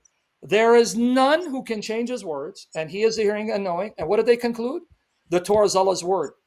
So they're appealing to the Quran and the Hadith to show the one on earth, not this imaginary heavenly one, that cannot be corrupted. So to remind you, I only went on this rabbit trail because you accuse me of selectively citing Ibn Kathir, just like you selectively cite him, even though as an Ismaili, you're not bound to his opinion. And my grounds for rejecting part of his statement is because the Quran contradicts his position. So do you want me to go with his opinion over against the Quran? All right. Then the Quran is wrong. Ibn Kathir is right. But you didn't answer my question. Did you know that, Adani? Can I respond now? Go ahead. Okay, so now we actually have gone on a tangent. But Sam, I asked you, the original question was, where does the Quran affirm the 27-book New Testament? You agreed with me that the Quranic gospel is only what Jesus was given and what Jesus taught. That's the definition of Injil in the Quran. We all agree. But your Islamic dilemma, the first premise is the Quran affirms the divine inspiration, divine authority, and preservation of the New Testament. Now, the New Testament is a library of 27 different books by, I don't know how many different authors, okay? That is, so the burden, if you claim with your dilemma that the Quran affirms the New Testament, the burden of proof is on you to show that the Quran confirms the 27-book New Testament. Now, that's already hard because the Quran makes no reference to the 27-book canon of the New Testament, and it never actually confirms it, right? So your answer to the burden of proof that you have was to ask me a question. And you asked me, What is the word? How do you know the Torah is the Kitab of Musa? And then we went down on this rabbit hole, and you That's part brought of up. it. Okay, so here's the thing. I'm very happy for you that you think Fakhruddin Razi affirms that the scriptures can't be corrupted. You can take your Islamic dilemma and give it to Razi. You can give it to Ibn Qayyim. You can give it to whoever else you've cited. You can give it to Bukhari. Now, the problem with giving it to Bukhari is Bukhari also quotes a hadith from Ibn Abbas, where Ibn Abbas says that Allah has told you that the Ahlul Kitab, the Jews and Christians, changed their scripture and distorted it and wrote the scripture, the kitab, with their own hands. And this is basically a No, it commentary. doesn't say that. You misquoted Ibn Abbas. I just It read does, you it what does Ibn say Abbas that. said. No, it You're doesn't. I reading know the something, hadith. you are reading something else from what I'm reading. No, I So know the hadith where it says, "Why do yeah, you go and ask them yes, about it says that from they Quran?" exchanged, Who's they? it said they changed and altered the Who's kitab of they? Allah. Did you The hear the people of quotation I gave the you from Matt Whittingham? Do you want me to but reread it it again? doesn't matter. I'm reading a hadith. Can I show the hadith? Sure. And I'm going to show you the response to it, but you didn't listen to it. Again, but the point is that Bukhari himself is citing different opinions of Ibn Abbas, and actually the source you quoted, Whittingham, says right at the beginning of the paragraph that there Yes. is material that asserts textual corruption. So here's the thing: you can take your Islamic dilemma and you can take it to somebody like Razi because he agrees with your premise. But what I will not accept is when you say uh, Ibn Kathir is wrong because he doesn't follow the Quran, but apparently the Quran is whatever you, Sam, say the Quran means. So that's basically what you're doing. You're presupposing that your reading of the Quran is right, but I And then dispute we that. are going on tangents now. Can we get to the issue? We are, but But I I want think to because we're it's going far. it's important to point out for the Mhm. listeners as well that you and I disagree on what the Quran means. You Mhm. and I, we disagree, and that's okay. Sure. But for your dilemma to work, and I'm the first wall. So if you want to get past the first wall, right, you Yeah. have to convince me without appealing to any exegete. You have to convince me based Yeah. on critical Quranic studies scholarship that the Quran affirms the New Testament. That's what you're going to have to do. Can I Okay. get to it without Hold you repeating the same point? Because I was trying to get to it. I'm not repeating, but let You me are. continue. Mhm. So the burden of proof to affirm the New Testament in the Quranic view is on the person making the claim, which is you. Now, I'm going to say this again. Get to it. Walid Saleh, who I quoted on my slide, says that the academic consensus on the Quran is that it asserts the textual corruption of prior revelations. That's Walid Saleh speaking for a lot of scholars. And if you're interested, Sidney Griffith. You know Yeah. who Sidney Griffith? You've cited him before. And then, He, you're filibustering and you're killing time. Can we get to the Can issue? I actually yeah, ask a question? I've been pretty quiet. So yeah. what is the point of that, Khalil, pointing out that the scholarly consensus is that there's corruption in the New Testament? Because I mean, for someone like Sam, like he's not gonna like, because I think one of the points you made earlier is that charitably you would assume that these two things are consistent, right? What we find in 566 and then this scholarly consensus that there's corruption. But from Sam's position, he might just hold that there's a contradiction here, and so that's a reason By the to way, Cameron, think if that you Islam ask is him a false. question, No, he's so what going to I'm talk. saying is Can I that say something? Sam believes that the Quran affirms the New Testament. That's And I'm his belief. That's what your whole dilemma has to ride on that. But number one, this has not been demonstrated positively. you haven't let And me here's why. demonstrate it. You keep No, but cutting me off. Sam, look. You cite all these mufassirun. Guess No, I what? want to cite the None Quran. of them. You forced me to None go of. to Sarun. Hold on. This is You not good. cited Bukhari on the Torah. Okay, you cited Josiah on the Torah. You cited Razi on the Torah, but you know what? None of them believed in the New Testament canon. The most charitable view that you find in Muslim history from Biqai, 15th century, is that the four gospels preserve the Cameron, revelation. I just have a You didn't. monologue. I can just sit back. I mean, Why am I being interrupted though? because Well, yeah, you're I'd like to. I want to do. I do want to hear him finish his thought here, and then after that, let's do this. Let's well, turn back over to Sam to give us his Cameron, to be positive fair, case. he's not finishing the thought. He's going about what I brought up, and I brought up these Sunni scholars that he disagrees with. So he's not addressing your question. He's now telling me what I did and how I failed to prove my point, because he hasn't let me prove my point. Because every time I But go to none of the scholars you appeal to believe in the New Testament canon. The most charitable opinion that you find is A, the Torah is preserved, and B, from Bikai, and it's a minority, that the fourfold gospel has preserved the words of Jesus. That's it. None of these people cited the New Testament canon as revealed by God in the first place. None of them did. So what is your Khalil? What is your response to my question? Yeah, he didn't answer you. He filibustered. Exactly. Your question was about academic consensus, right? No, it was about. So I was questioning why you were bringing that up, not just about the consensus itself. Why are you bringing that up? Because and what I also added on to that in Surah 566, the verse that Sam was appealing to in terms of like his positive case, why the Quran refers to the New Testament. And then you appealed to the scholarship to saying that it was, it's corrupted. So why would the Quran affirm the New Testament and then also admit that it was corrupted? That's the scholarly consensus. There's no New Testament in 566 or 568. Can I make my case to show you wrong? That's not what I was saying. That's not what I was saying. I was asking why are you mentioning the consensus? Because for someone like Sam, he doesn't accept that the Quran has to be consistent. Okay, but Sam doesn't. So the thing is this: if you read any text, you have to read it holistically.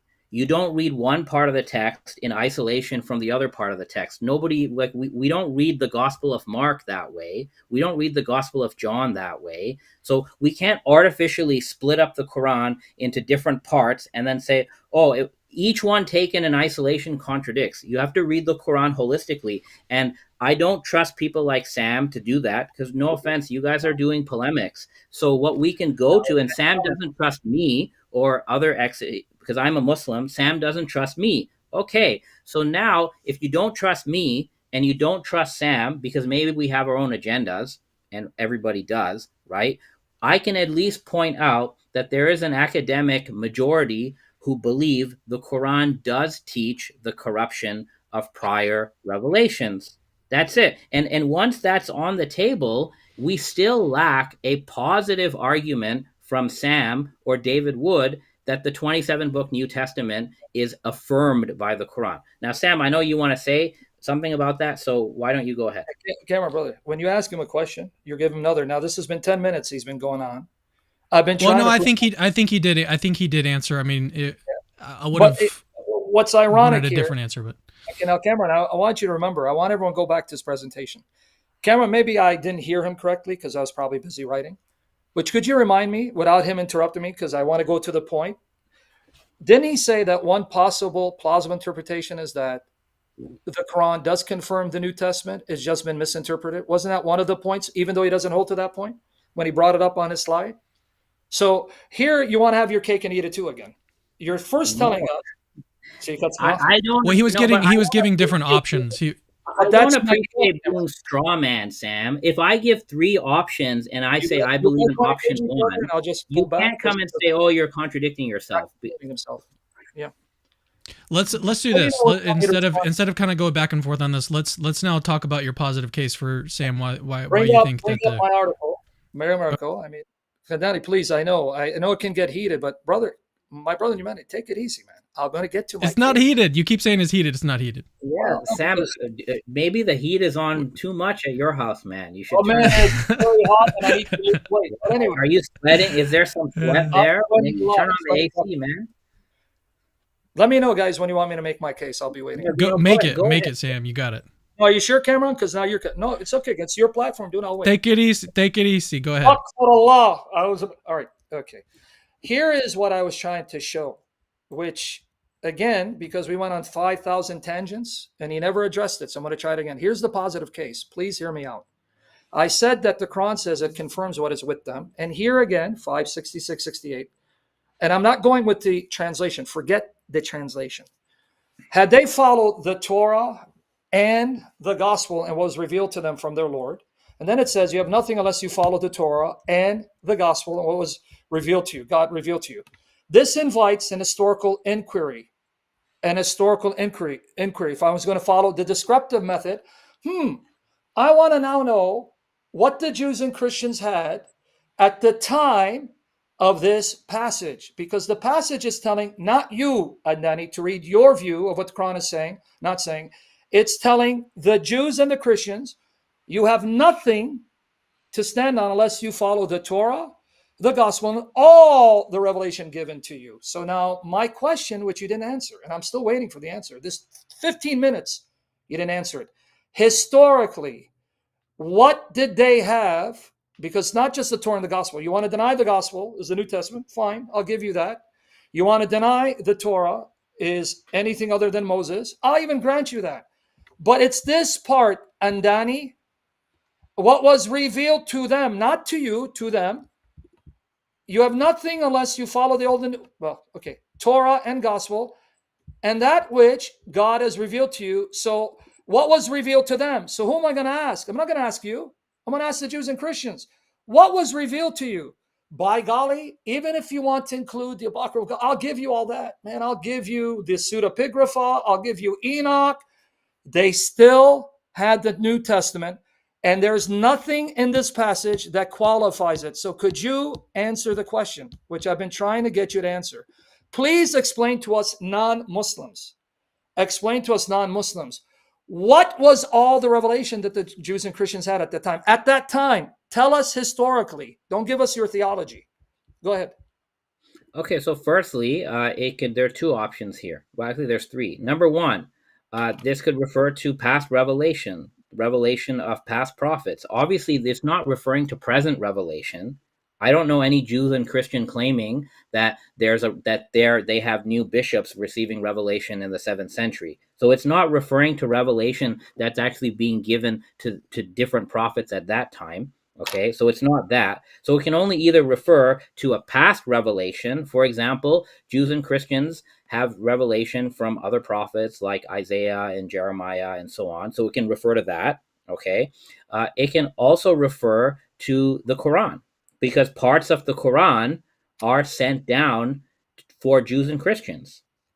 Right? Many verses begin with, O people of the book. So there's a good portion of the Quran, including in Surah 5, verse 15, that Surah 5, verse 15 begins with, O people of the book, O people of the Kitab. So that's an example of what has been sent down to the people of the Kitab within the Quran. And actually, many commentators believe that that phrase, what has been revealed to you or to them from their Lord, refers to the Quran.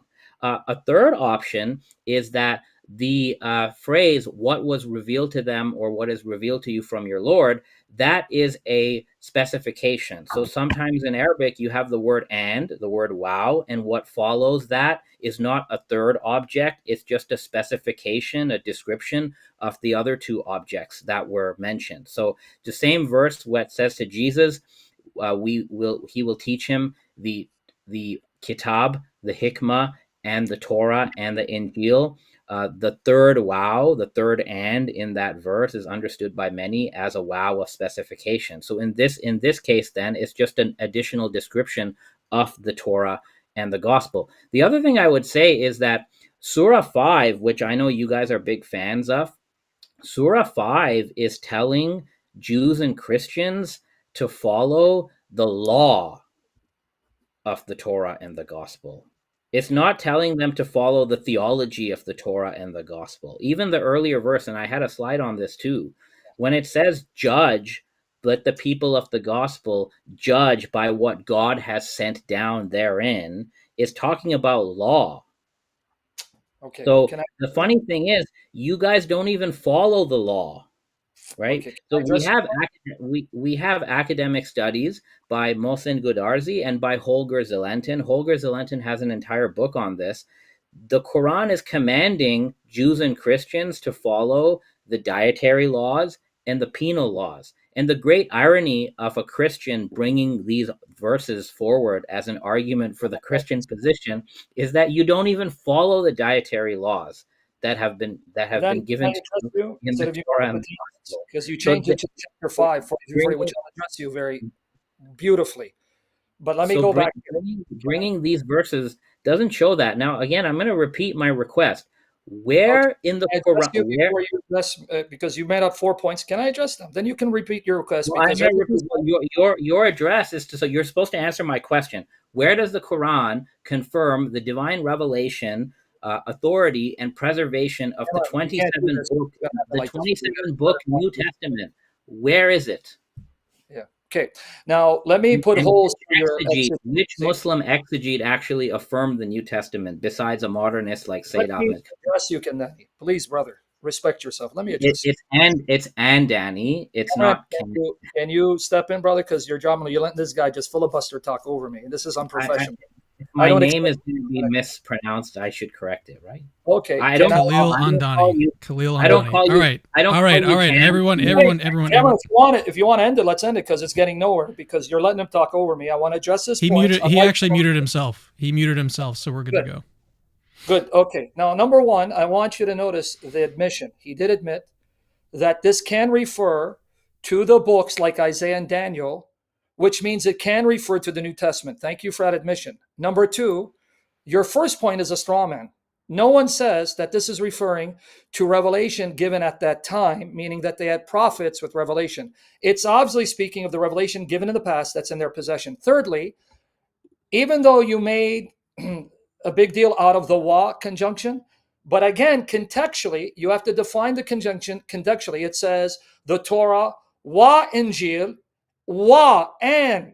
Now, even in your view, the gospel is not identical to the Torah, even though you believe it's a revelation given to Jesus, and that's the wisdom given to him, where he exhorts people to uphold the Torah.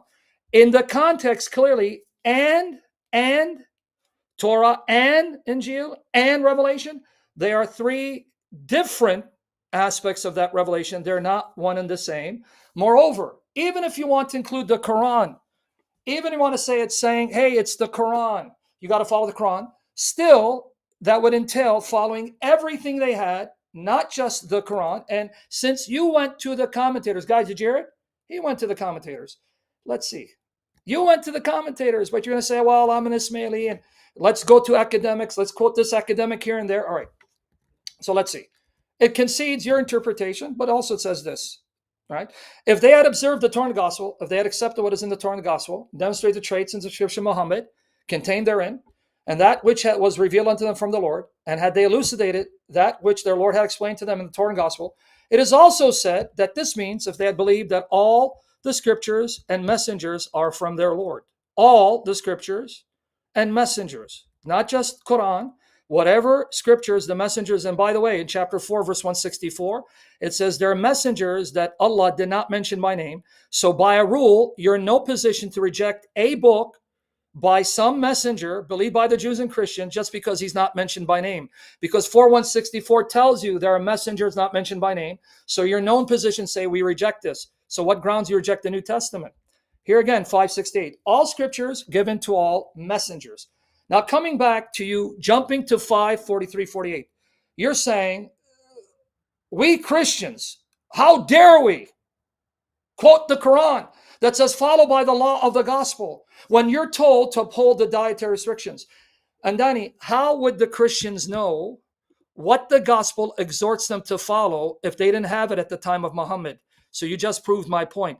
That means the gospel must be there for them to know that the law of the gospel exhorts them to follow the dietary restrictions, which means they had the gospel of Jesus. So I'm going to ask you, what was that gospel? And finally, read your Quran in context. You accuse me of reading out of context?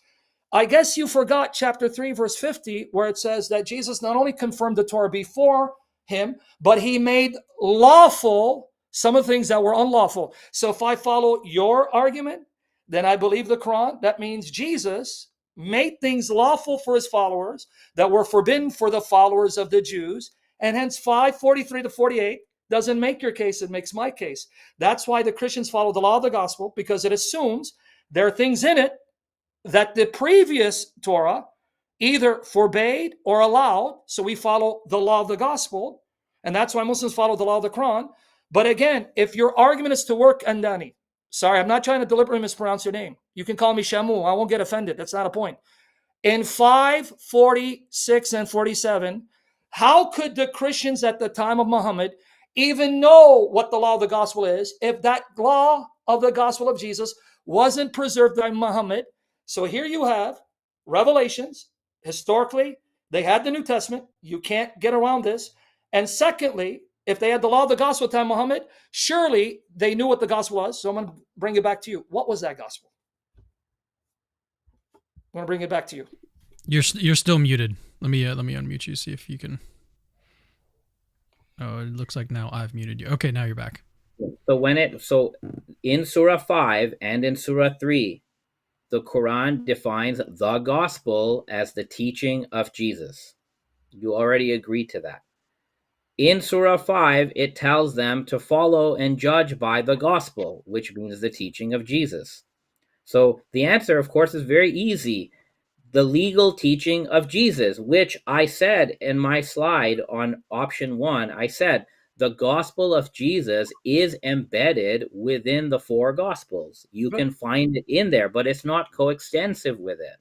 Okay. Now, if you were to follow the law taught by Jesus, you would be following a lot of the Jewish laws. At least the Jewish Christians would have to follow certain laws. They'd have to follow the whole Torah, basically, except what Jesus has abrogated. And if you're a Gentile Christian, you should not be eating unclean meat. So do you have pepperoni pizza or do you not? And if you're a Jewish Christian, right, you have to follow the Torah. That's what Jesus taught. So again, what I think you keep doing here is you keep eliding the idea of the New Testament collection with the Quranic idea of the gospel, and these are not the same thing. It's not what I'm doing. Well, I think you are. So they're not the same thing. So when the Quran uses a word and it defines it, and then it uses the same word in the same surah many verses later, we don't forget the Quranic definition of the word and then read in New Testament. We have to track the Quranic definition of the word. And the primary problem with the Islamic dilemma, as you put it, is your first premise is the Quran affirms the revelation, authority, and preservation of a 27-book New Testament. It does. And the only thing that the Quran affirms is a gospel taught by Jesus. The Quran also says that a party among the children of Israel, which includes Christians, by the way, forged kitab. They wrote something and they said, this is from Allah. So your New Testament, from a Muslim perspective, is a mixture of the authentic teaching of Jesus plus things written about Jesus, as well as, and you brought this up, this whole thing of corruption of the interpretation. Well, the problem is the New Testament technically is a memory account of the teaching of Jesus, which has been transmitted like hadith, plus second, third, fourth generation interpretation of the teaching of Jesus. In the New Testament, both of this is mixed together. So even if you follow the minority view, which says the Christians corrupted the interpretation, but they kept the verbatim revelation, even if I grant that, your canon is a mixture of revelation and corrupt interpretation. They've been mixed together. So what the Quran allows you to do is it allows Muslims as well as contemporary Jews or Christians to recover some of that authentic gospel of Jesus. How do you do it? The Quran itself is supposed to serve as the arbiter and the criterion. And that's not just my opinion. I quoted at the end of my presentation Nikolai Sinai, who's not a Muslim.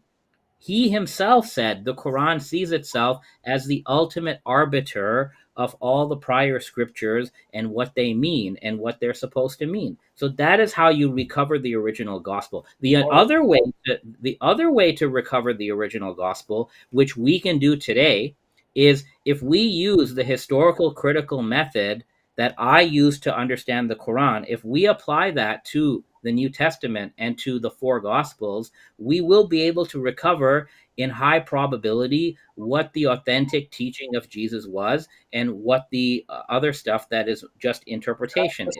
Yeah, Okay. Yeah. let's get Number Sam back one, in here. number one, Real quick, hold your thoughts if you can. I want to address the audience really I don't want to quickly. forget his points because he just. Okay, but I don't want to forget. Go ahead. Yeah, what is it? How Right, much just time? really quickly. That's the thing, is that I need to discuss timing and go into some Q&A really quickly. So if Okay. you guys do want to send in a super chat, that's the way to ask your question. We're about to transition to Q&A in just a little bit here. Well, so Okay. one thing, just for the sake of a good discussion. So, look, we and Sam, we don't see eye to eye on this, and that's okay. That's fine. I would be interested if Sam is up for it. Sam, you've said, for example, and this is just an opportunity for me, right, Before to you pick chat it up, with. can I address you so I don't forget your points, and you can ask me later? Because Sure, I want to okay. get your points. Okay. Number one, no one. The Quran is not talking about you, what you can do today. See, you're again either not listening to the argument, and you're throwing out smoke and mirrors. The Quran is talking to the Christians at the time, Muhammad. You're not living at that time. So it is irrelevant what critical scholarship in the 21st century think they can do in recovering the gospel. You're not the audience of the Quran. It's referring to the Christians at the time of Muhammad. So to then read back into that modern historical critical scholarship or historical methods to try to find the gospel, that's anachronistic. That's the first error in your logic. Secondly, you then applied a passage where it says that the children of Israel, a part of them, wrote a book of them, and then ipso facto, that includes the Christians. Where did you get that from? It's about the children of Israel. But even if I grant that to you, you're accusing me of reading the Quran selectively. You're the one reading the Quran selectively, because there may have been a party who did that, but the same Quran says, chapter 3, 113 and 114, not all of them are alike. So I'm using the Quran to refute your taking verses out of context. And I'm the Christian. You're the one supposed to be doing that. Not all of them are alike. Of the people of the book are a portion that stand for the right.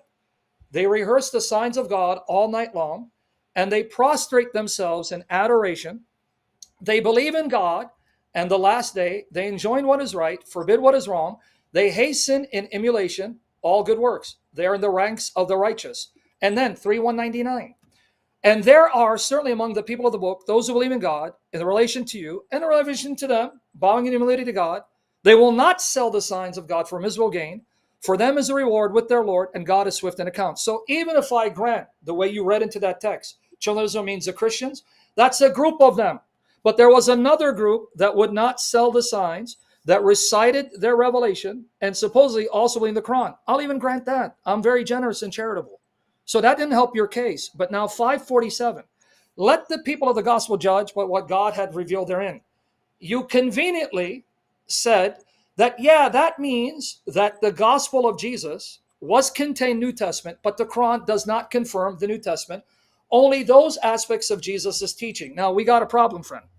If the New Testament is a corrupt text, then how is it that a corrupt text can be trusted to preserve the core of Jesus's teachings, and that to know that those are the teachings of Christ without 21st century standards of historical criticism, which did not exist at the time of Muhammad? In other words, by extension, if the gospel of Jesus is in the New Testament, or at least the gospels, and that's where you'll find the authentic teaching of Jesus, then by extension, that means those books must be preserved to be trusted, to know that you're getting the teachings of Jesus. But now you want to go back and say, well, it was third, fourth generation, but you're burying the Quran then.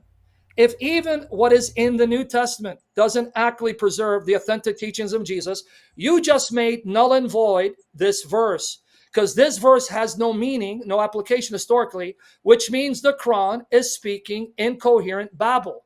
Finally, you like to appeal to academic scholarship like Nicholas Sanai. I'll do you better.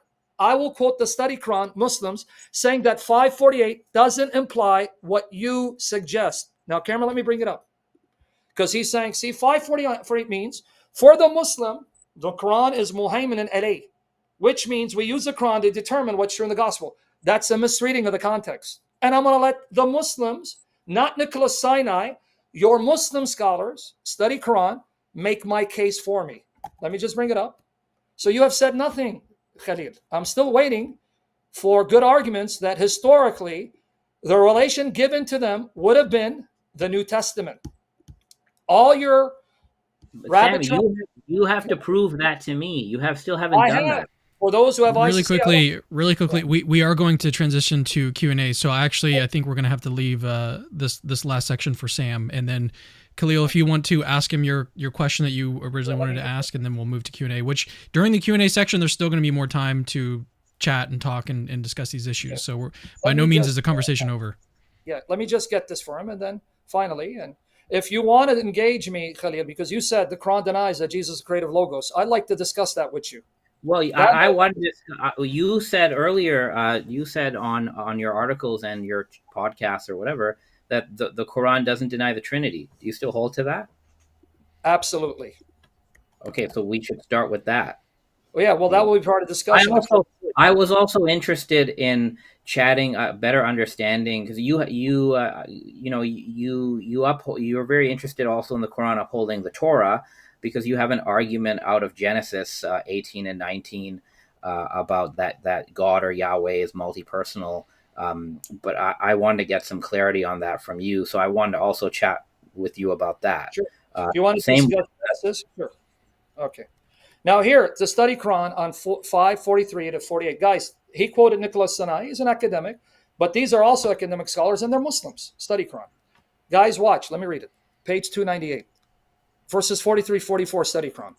Remember, these are modern academic Muslim scholars, so you can't say, well, they're Sunnis. And no, because you even had Shia involved in this study Quran. You can reject them, that's fine, but this verse then, along with verses 44, 47, indicates that the Torah and the Gospel remain valid sources of moral legal judgment and guidance for Jews and Christians, respectively, even after the coming of the prophet, indeed, even in his presence. See also verse 68, where the people of the book are likewise enjoined to observe their scriptures. All right, now look what it says about 46, 47. Then we're going to read 48. In the present verse, both Jesus and the gospel he brings are separately described as confirming the Torah. Sam, I don't mean to interrupt you, but I already read this, and actually, I don't have a problem with this. But I would direct you when it says at the beginning, moral and legal judgment, and that's what I was saying. That's how I started this whole discussion of Surah 5. I said these verses are about legal judgments, but what you guys do with your dilemma is let's let Sam finish his point here about this, and then like I said, we do need to turn to Q&A. So if I've got to mute people, I've got to. It's a little bit unfair that when he talks, he reads out like an entire page of a URL, and you speak for about really 6 long, minutes, and I don't do that. Well, you're welcome to do that if you want to. We can share your screen very easily. The thing is, like, I've already read this article. It's already published. I already know well, it's not just you though that's participating here. It's also a huge audience. So let's let them understand his point as well. This is confirming what I said. I said it's about legal rulings. That's exactly. All right. I'm gonna have to mute Khalil here. All right, let's go. Come on, Khalil. You're better than this. No, let me remind you of the point, guys. Did you hear him? He said 548. He mentioned 548, and he quoted Nicholas Sinai saying that the Quran is the criterion for Muslims to judge those parts of the Torah and the gospel.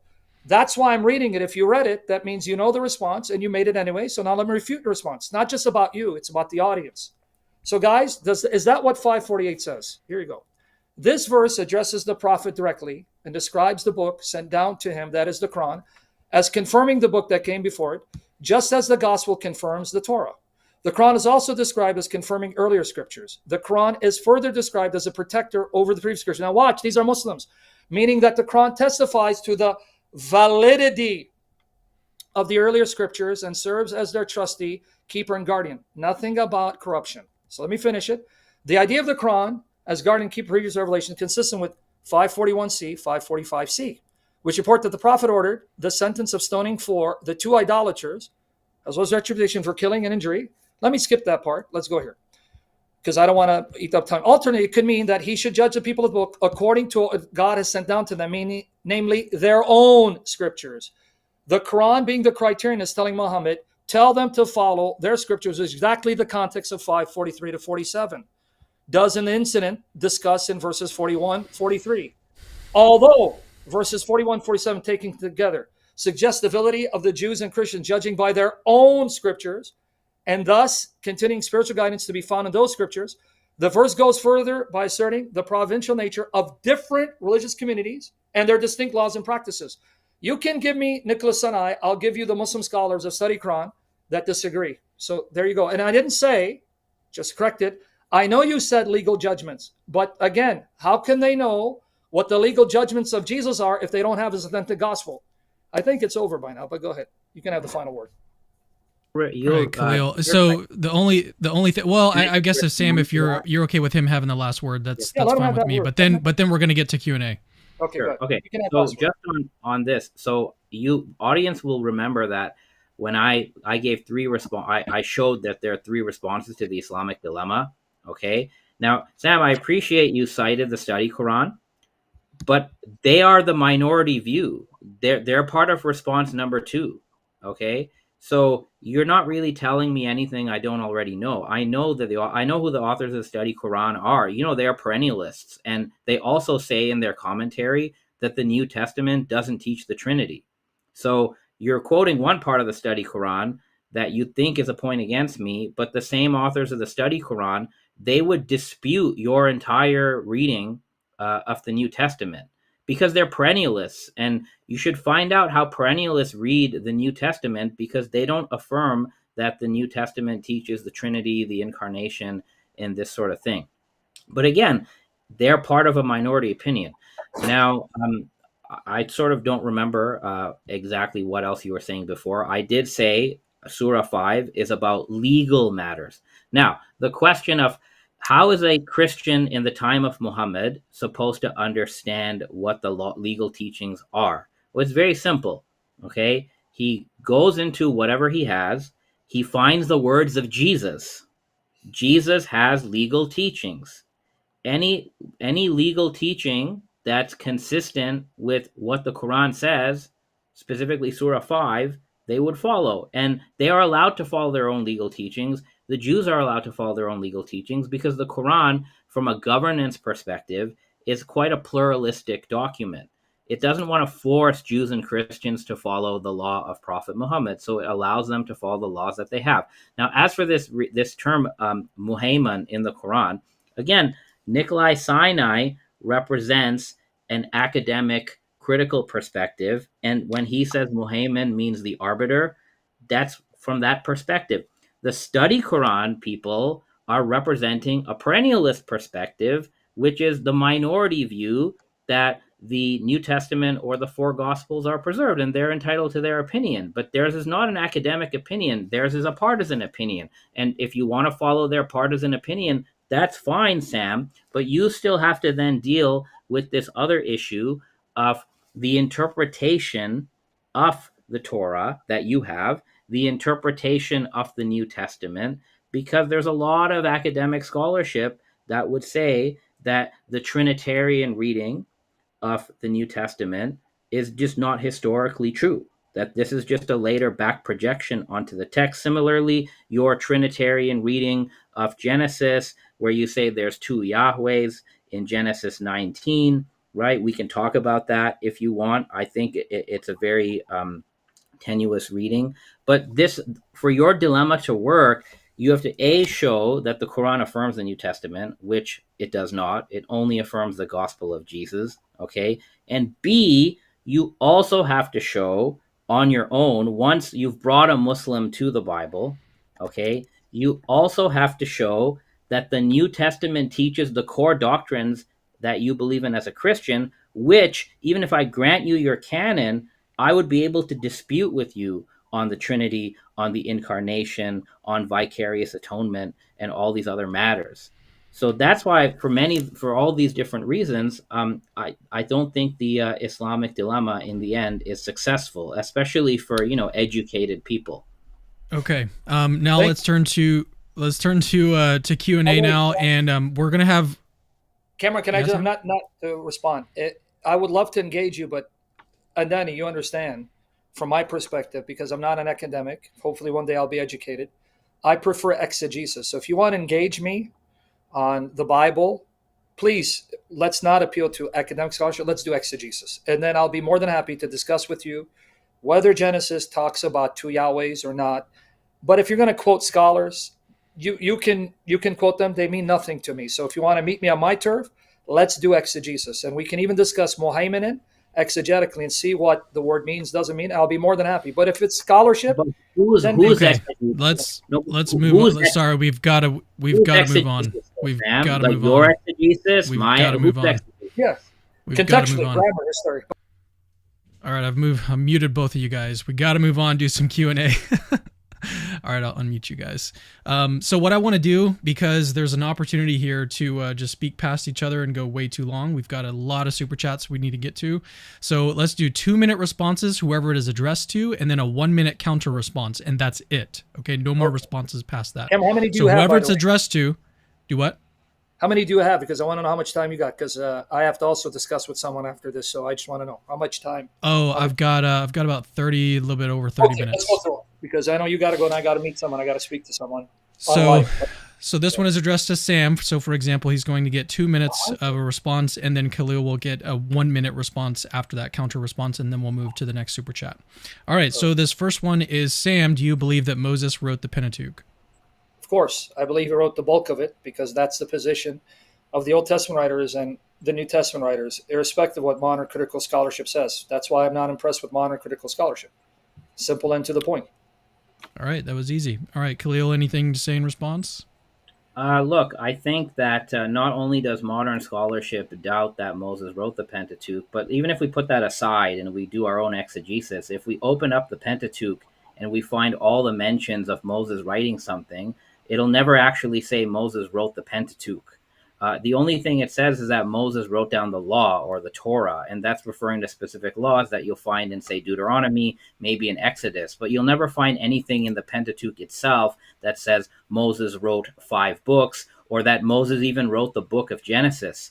So I know Sam doesn't care about scholarship, but I care, and I think your audience cares about scholarship. There's a scholar, Professor Ralston, professor of Semitic languages at George Washington University, and he has an online article which is very good. He actually says that the Pentateuch itself does not present itself as being written by Moses, but as an anonymous account about the history of the world. And he's not going by this sort of secular stuff that Sam doesn't like. He's saying, look, if we picked up the Pentateuch and we read it on its own terms, we wouldn't find that Moses wrote it. All right, let's move on to the next question. Another question from Bobby. And this one I think is addressed to Sam, how can the New Testament be considered reliable if early manuscripts contain numerous alterations in key doctrinal passages and later additions or interpolations? Yeah, you're asking the right question for the wrong debate. I can grant the fact, and I want Khalil to hear me carefully, I can grant the fact New Testament's corrupt, and yet the Quran confirmed the New Testament, which means the Quran is wrong. That's the dilemma. If you say the New Testament is full of variations, and Andani, Dr. Andani, I'm not trying to mispronounce your name, he deals with academic scholarship. He's aware of the qirat and the ahruf and the variations. We can have a field day when it comes to variations. But to stick on the topic, if the New Testament manuscripts are corrupt, that means the Quran is false. That's the part of the dilemma. Because if you're a Muslim, you don't have the option, contrary to what Andani says, to say that the New Testament's corrupt and only contains core truth. The Quran doesn't argue that way. The Quran says whatever the Christians and Jews had, that's the uncorrupt, preserved words of God. I'm arguing from the context of the Quran, not from outside sources. So if the New Testament's corrupt, Muhammad is a false prophet. New Testament preserved, Muhammad is a false prophet. Welcome to the wonderful world of the Islamic dilemma. All right, and Donna, you've got 1 minute. Yeah, so again, the Quran never authorizes the New Testament. So even if you go beyond the manuscript problem, you have a canonization problem. The New Testament wasn't canonized as 27 books until the 4th century. And then the 4 Gospels are not canonized until, say, the 2nd century. The funny thing is that the Quran doesn't endorse the Christian canon, let alone the preservation of the Christian text. So we have a canon problem to begin with. The only canonical revelation the Quran explicitly authorizes is the gospel taught by Jesus. And the Quran says that the people of the book mixed truth with falsehood. So the New Testament is a mixture of authentic revelation and false interpretation. All right, let's move on to the next question from Stephen. How does Dr. Andani harmonize Surah 157 and Ibn Ishaq saying that the Gospel of Jesus was written by John, yet John's Gospel contradicts the Quran? Before I 2 answer minutes. and you start the time, can I put up a slide or no? Yeah, that is possible. Go ahead and share your screen. Give me 1 second here.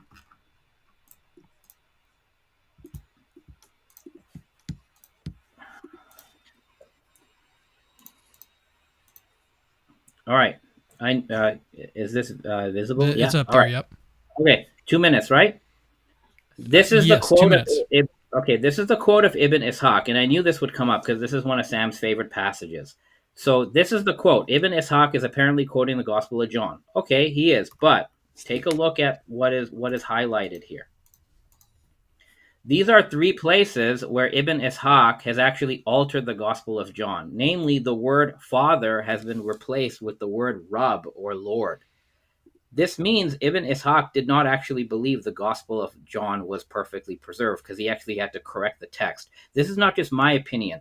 Sidney Griffith, who's a Catholic scholar, Sidney Griffith says that Ibn Ishaq firstly subscribes to the Quranic idea of the gospel because he speaks of the gospel in this quote as what was revealed to Jesus, okay? And number two, Sidney Griffith notes that Ibn Ishaq doesn't believe the Gospel of John is fully preserved because he had to correct the Gospel of John, and Ibn Ishaq did that because Ibn Ishaq follows the Quranic view, which in the view of Sidney Griffith is that the Christians actually have corrupted their scriptures. So Sam, you should really stop using Ibn Ishaq as one of your favorite quotes because the scholarship doesn't agree with you, and neither does Ibn Ishaq.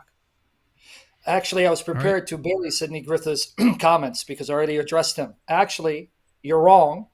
Ibn Ishaq does what your Quran does to all its sources. This is an indictment against you Muslims. You do the very thing the Quran accuses Jews and Christians.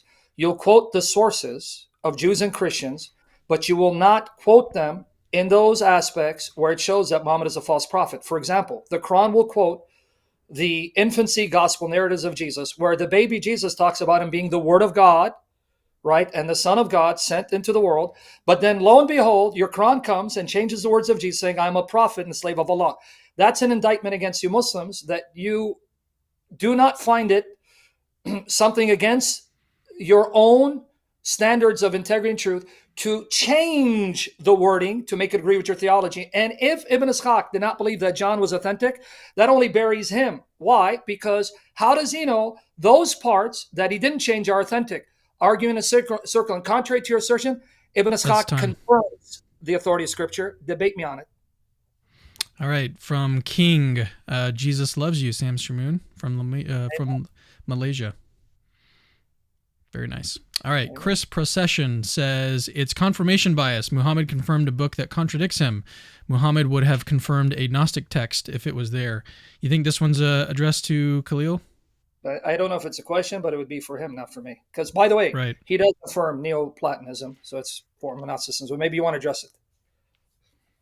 Do you want to say anything about this, Khalil, or not? I mean, we can skip it just in the interest of time. It doesn't matter. Okay, yeah, that's fine. But I appreciate the super chat, Chris. All right, Michael, is it true that Muhammad had a statue of Mary and Jesus at home? This one we won't time, just anyone who has a response. That's the topic, yeah. It's not relevant.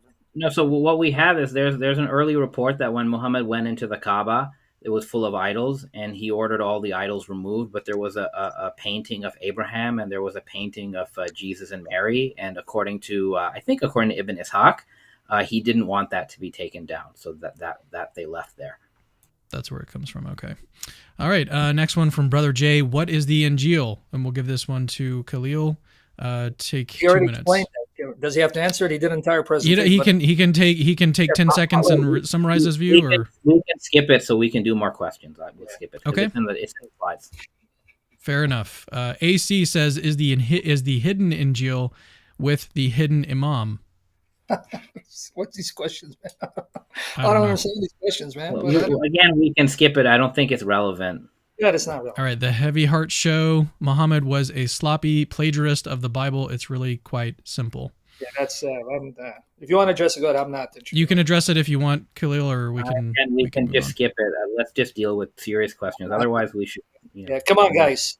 The guy's an academic scholar. Come on, let's be a little more charitable. But anyway. All we do is only read the Quran, but Muslims read the same text and says, no, it's not saying that. And when they are stuck, they ask for the Arabic. Islamic, Allah only understands Arabic. Imam is false. Okay. I don't know. Yeah, let's keep on going. Yeah, pontificating. I hope most of your chats are like this so we don't have to answer questions, so me and him can take a break. Yes, Ruler the King. Yeah, you guys get a break here. For both, how can corruption or interpretation account for atonement in all Old Testament and New Testament, especially since it's the cornerstone of faith and easy to memorize? Oh, maybe this one for Sam. Want me to go first? Okay. Well, yeah, go first. Because I've already heard Andani appeal to academic scholarship saying that the historical Jesus never argued that he would die an atoning sacrifice for the sins of the world.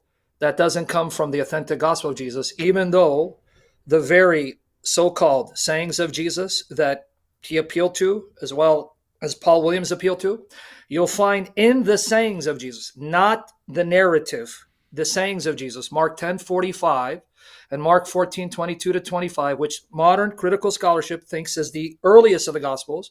Jesus talking about offering his soul as a ransom for many, and that this cup is being shed for many. So even in the earliest strata, you have Jesus referring to his death as having sacrificial value to redeem and release and ransom. But now what happens is they'll explain away saying, well, that's not an authentic saying of Jesus. That was interpolated by Mark. But then we're back to the dilemma, because if the Christians were to judge by Mark at the time of Muhammad, because that would be the gospel they had, and they read that as a saying of Jesus, they would believe that this is a teaching of the historical Jesus. So if it's not a teaching of the historical Jesus, that means the Quran is wrong again. So we're back to the Islamic dilemma.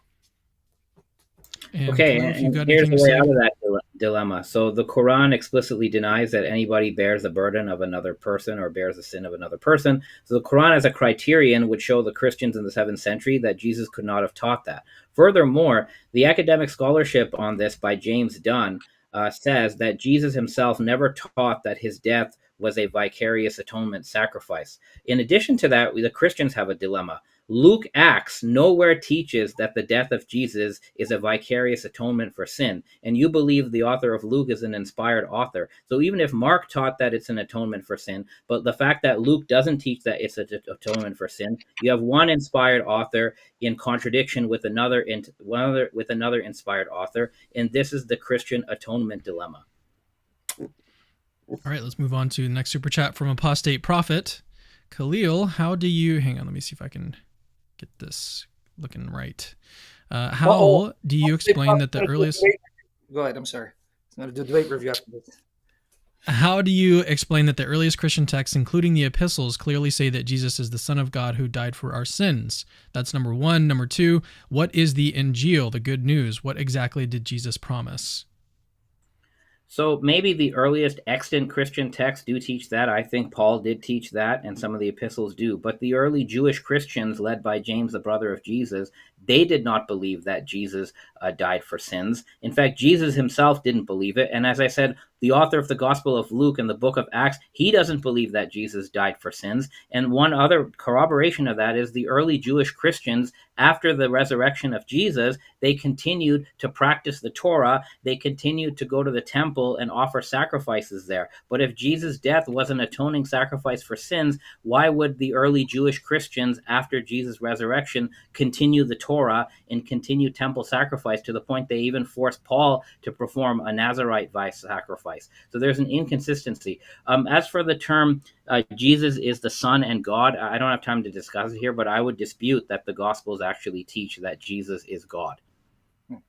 Now notice, ironically, he quotes Luke, who wrote Acts, to tell you that the Jews continue to observe temple sacrifices, but that's the same Luke and Acts that present Jesus and his followers as affirming the divine sonship of Jesus Christ. So he wants his cake and eat it too. And secondly, you just argued from silence. To say that Luke did not mention the atonement is not the same as saying he denied the atonement. As an academic, you don't want to make these leaps in logic because that's a logical fallacy. And thirdly, you're wrong. In Luke 22:19-20 and Acts 20:28, there we're told that Jesus will shed his blood for the new covenant, which is for the forgiveness of sins. So stop parroting Bart Ehrman, who's been refuted, and stay current with current scholarship. So you're wrong. And if it is corrupted, the Quran is wrong because it's telling Christians to judge by that gospel. The only gospel they had is the New Testament. which means, again, the Quran is wrong and Muhammad is a false prophet. Can't have your cake and eat it too. I'm sorry, Andani. All right, let's move on to Tish Soto. Who wrote the Injil? I guess this one's for Khalil. Well, You originally, can take as much time as you want. yeah. So the Injil is the teaching of Jesus, and from a historical perspective, that's literally the name of what he taught. And we know for about a century or so, according to modern scholarship, the early Christians had a more oral conception of Jesus' teaching. So Jesus' teachings were passed on orally. That's what Q basically is, right? And then at some later point, the Jesus tradition is sort of written down, and these Jesus sayings are sort of transmitted in writing at some point, and then the anonymous gospel authors, they pick up these Jesus sayings and they have a narrative that they'd heard orally, and they put it in writing. So the Injil, from a historical perspective and even from a Quranic perspective, it is an oral revelation. It's not a physical book.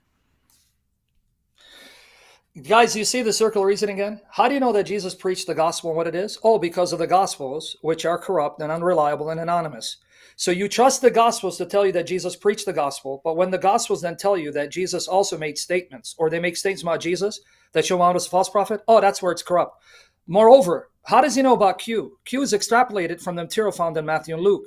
So if Matthew and Luke are reliable enough to give you Q, then why are they unreliable in other areas where they show that Jesus proclaims his sacrificial death, his divine sonship? And moreover, there's a saying in Q, Matthew 11:27, Luke 10:22, where Jesus says, all things have been handed to me by my Father. No one knows who the Father is except the Son, and no one knows who the Son is except the Father, and to whom the Son reveals him. That saying from Q, which predates the Gospels, shows that Islam is false and Muhammad is a false prophet.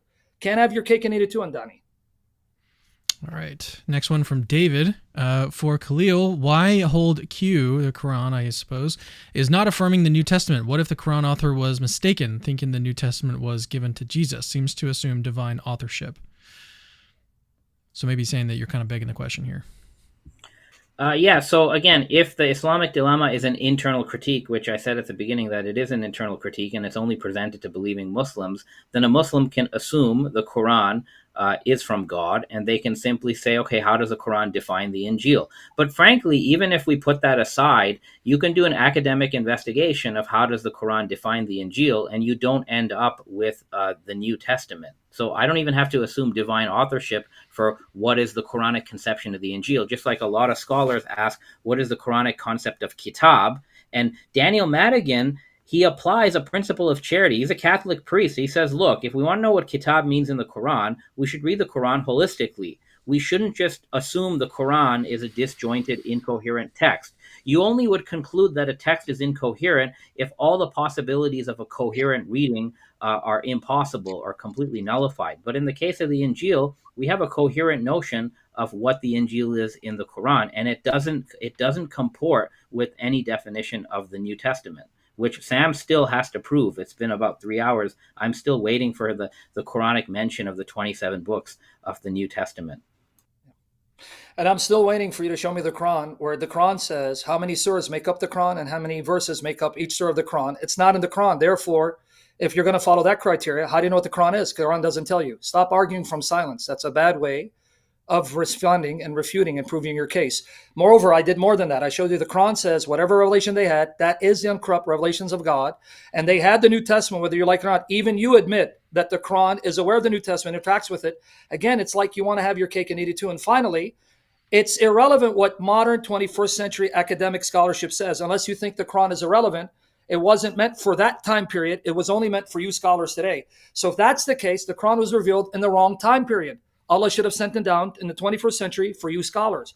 You have to answer what it means in its historical context. And I've given you context within the Quran and outside sources, and your case has been soundly refuted. There is a dilemma. The Quran confirms the Bible and yet denies its core doctrines, which means Muhammad's a false prophet. Come home to Jesus, and then he's waiting. All right, next one from another one from David. For Khalil, Reynolds argues the Quran didn't possess knowledge to know this difference, how Jews, Christians, and the Quran author envisage the scriptures. What is your opinion? That's for him, right? That's for him. It looks like his internet connection kind of went in and out. Yeah. That's fine. What was the question? Feel free. How many feel more free do you have? to. We have a lot. We're only about a Do you have third way time for through. all of them? Because I know you got to be out of here, right? We'll get as many as we can. How many more minutes? Khalil, are you back? Can you hear us? Yeah, it just froze. Sometimes this happens. So I got Okay, kicked no out. worries. Sam's argument was too powerful. It booted me out of the room. Oh! Too scary. All right. So Reynolds argues, he's talking about Gabriel Said Reynolds, argues that the Quran didn't possess knowledge to know this difference, how Jews, Christians, and the Quran author envisage the scriptures. What is your opinion? So I've shown you in my slideshow that based on the scholarship we have, and Sam, the reason why I cite scholarship is you just said in your prior comment before I got booted, you have to read the Quran in its historical context. Yeah, I agree. That's what scholarship does. That's what the whole field of Quranic studies does, just like biblical studies reads the Bible in its historical context. So the scholarship that reads the Quran in its historical context has concluded that the Quran is quite familiar with some very fine details within the Bible, within the Old Testament and New Testament.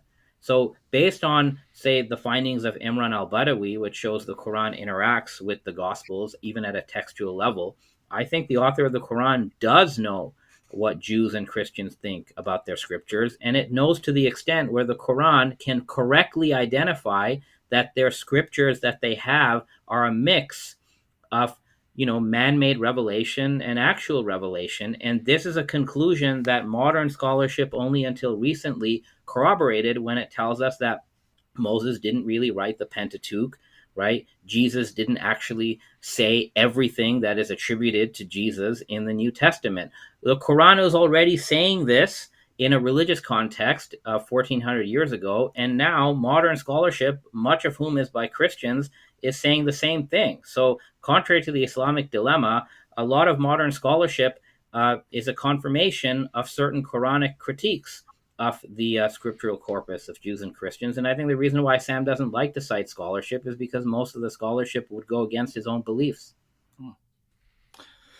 Now, I noticed that he wants to respond to my response. We can do this all day, but I'm going to address what you just said. Contrary to what you just asserted, I also appeal to modern scholarship, but I don't swear by them because they're not my prophets or my messengers or my rightly guided imams. They can be mistaken. So, no, I have quoted scholars, but at the same time, you have to go to the Quran itself. And if you want to now know how the Quran was understood historically, you don't start with 21st century scholarship. You have to see how the Quran is being defined and explained and see if there's a consensus or they're all over the map. So again, I don't deny the importance of scholarship, but you swear by scholarship and you live by it. It's like they are your rightly guided imams. But more than that, you keep saying that Moses didn't write the bulk of the Pentateuch because he wrote in the third person. Well, that means Allah did not inspire the Quran because Allah speaks of himself in the third person.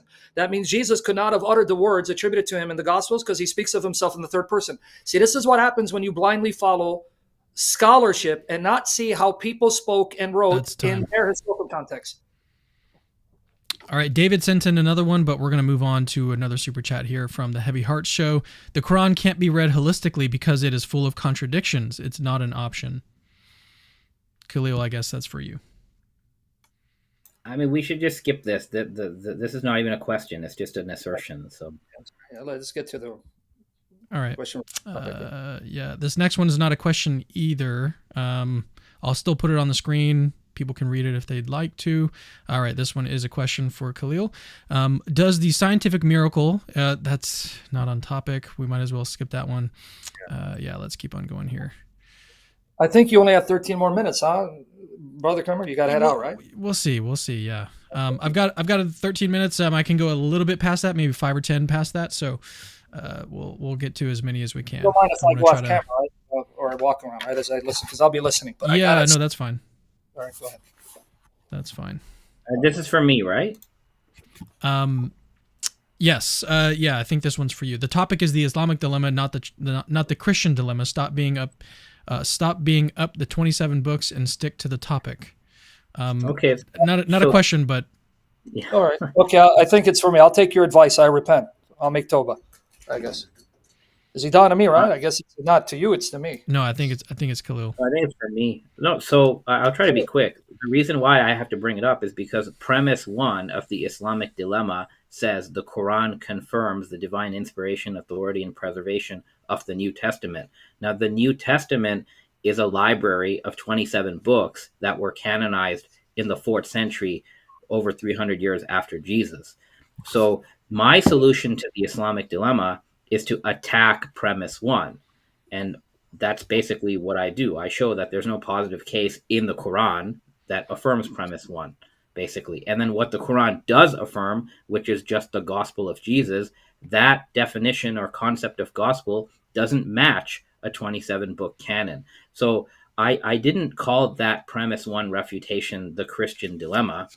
I just refer to the fact that you need the burden of proof is on the Christian to show that the Quran affirms a 27 book New Testament canon, which it clearly does not.